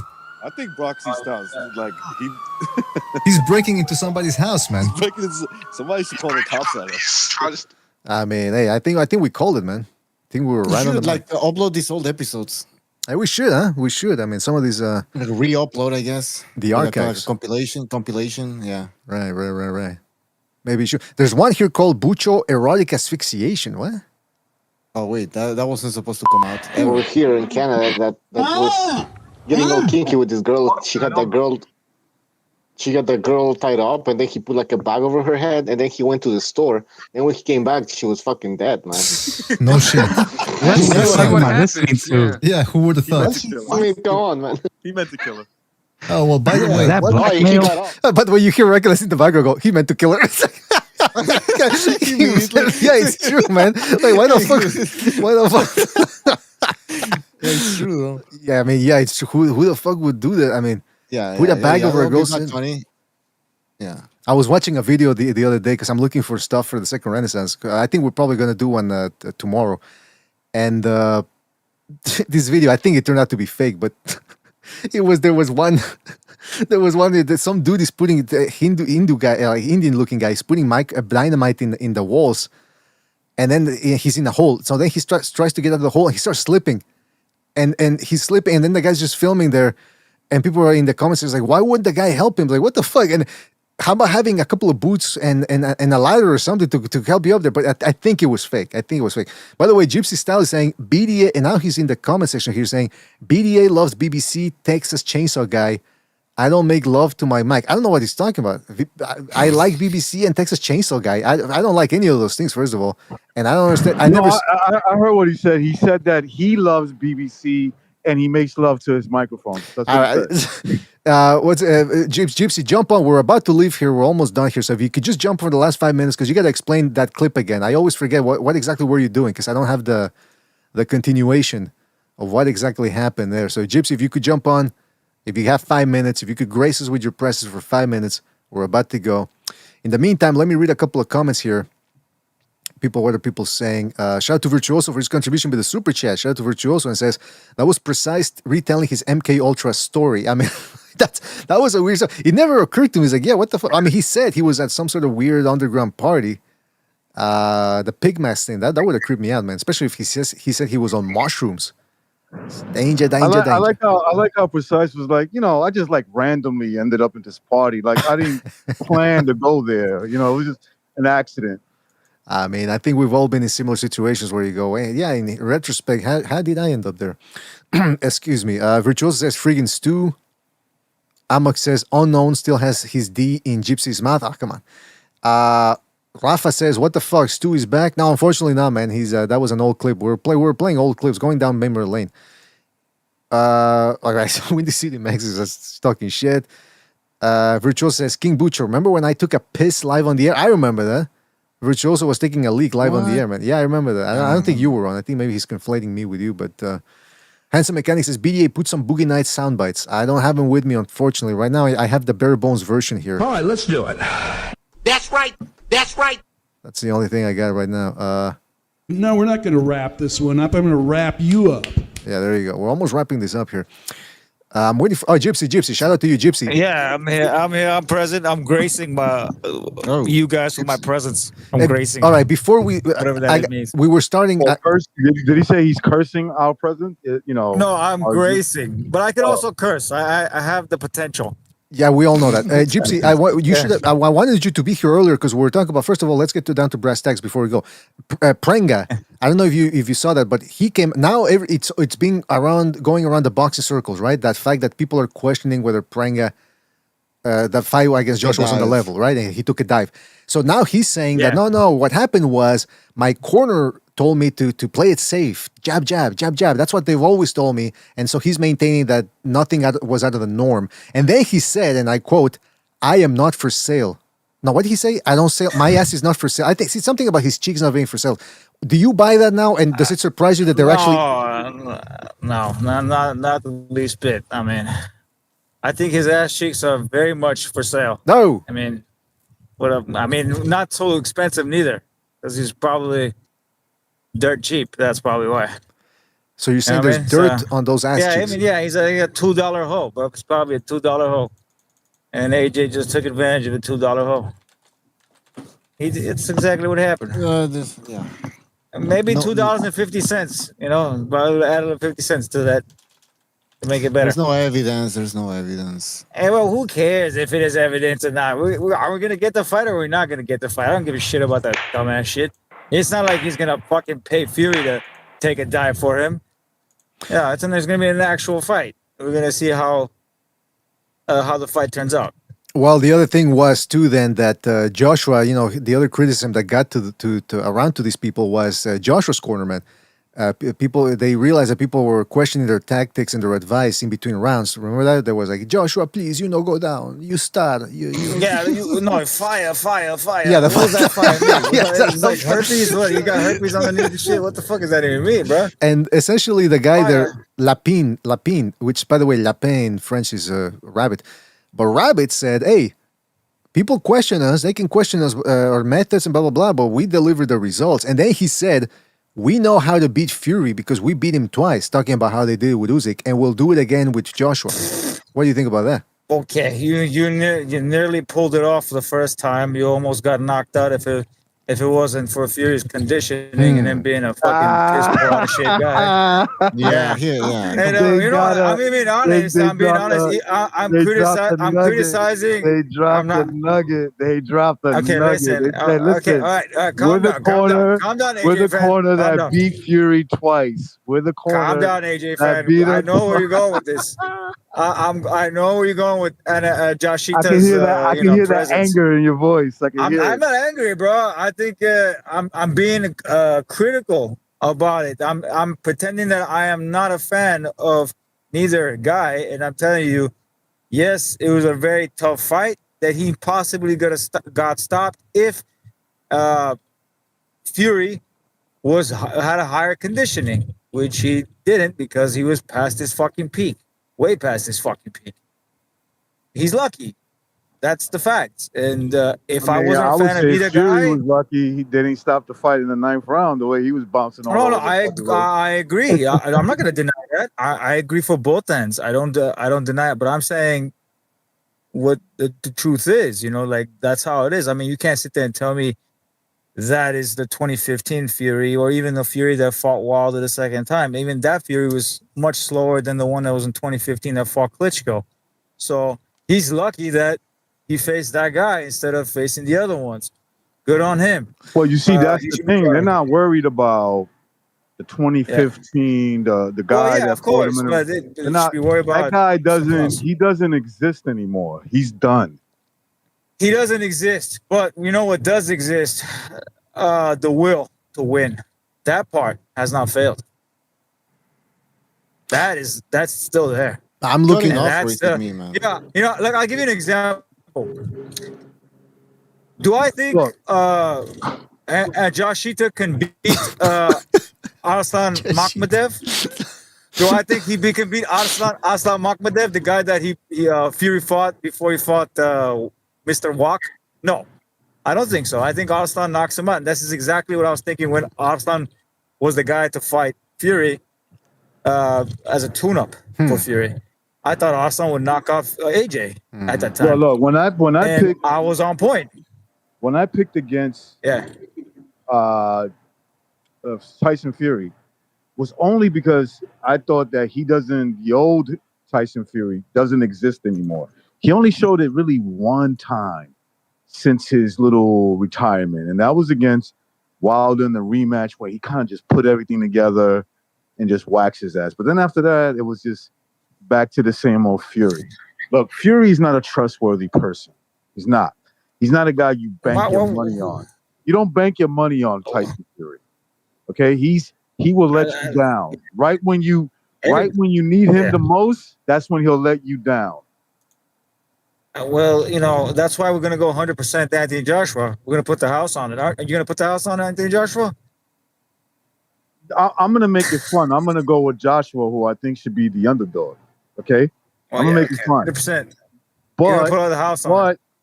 But Tyson Fury probably should, in reality, be the favorite, right? He should probably win.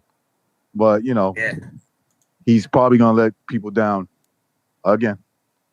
Wow. And you just foreclose the house and everything, bro. Make sure that, we're going to make it happen, bro. We're going to make 100%, bro.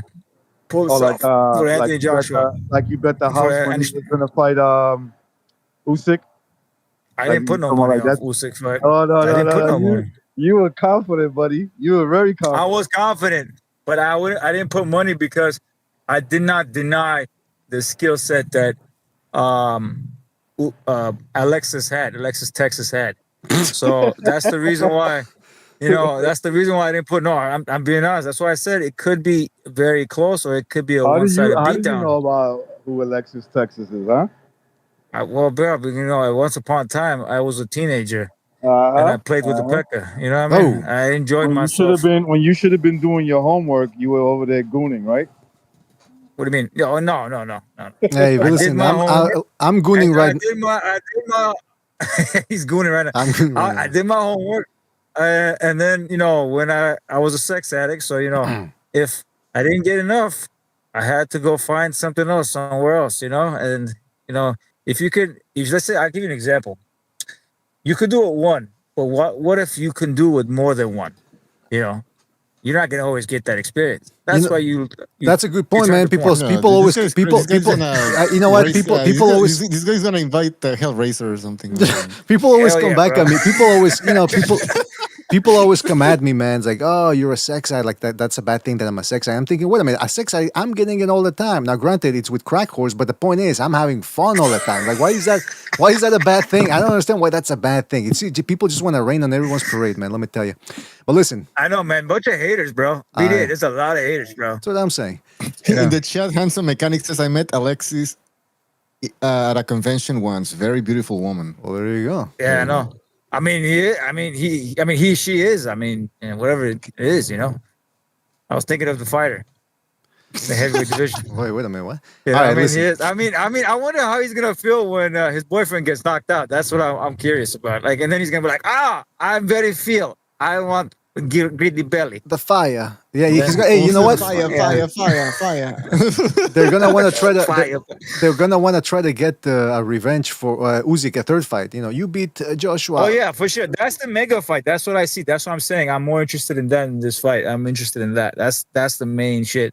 But the thing is, though, it'd be pointless even if he does beat him, because there'll be no belts on the line. It would be not for undisputed, and it'll be, you know, since Usyk is a smaller man, and if he does manage to pull off the W over him, and you know he's the bigger guy, so he will have, you know, the wear and tear on bigger guys.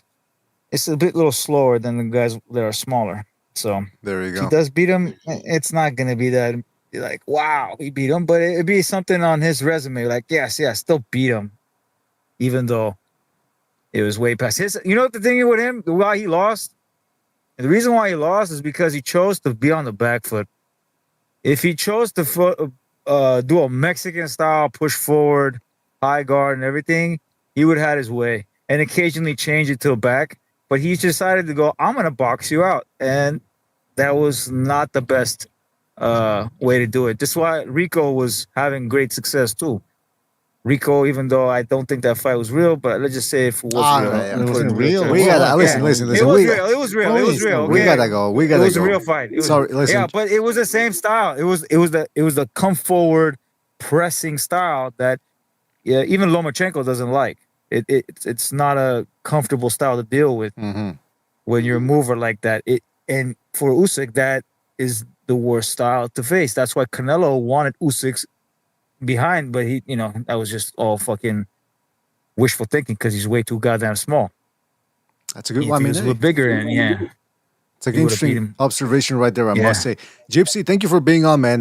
You should have jumped in earlier, man. I don't know. I don't want to hear excuses about I was busy, I was this. When BDA comes calling, you answer, right? That's number one.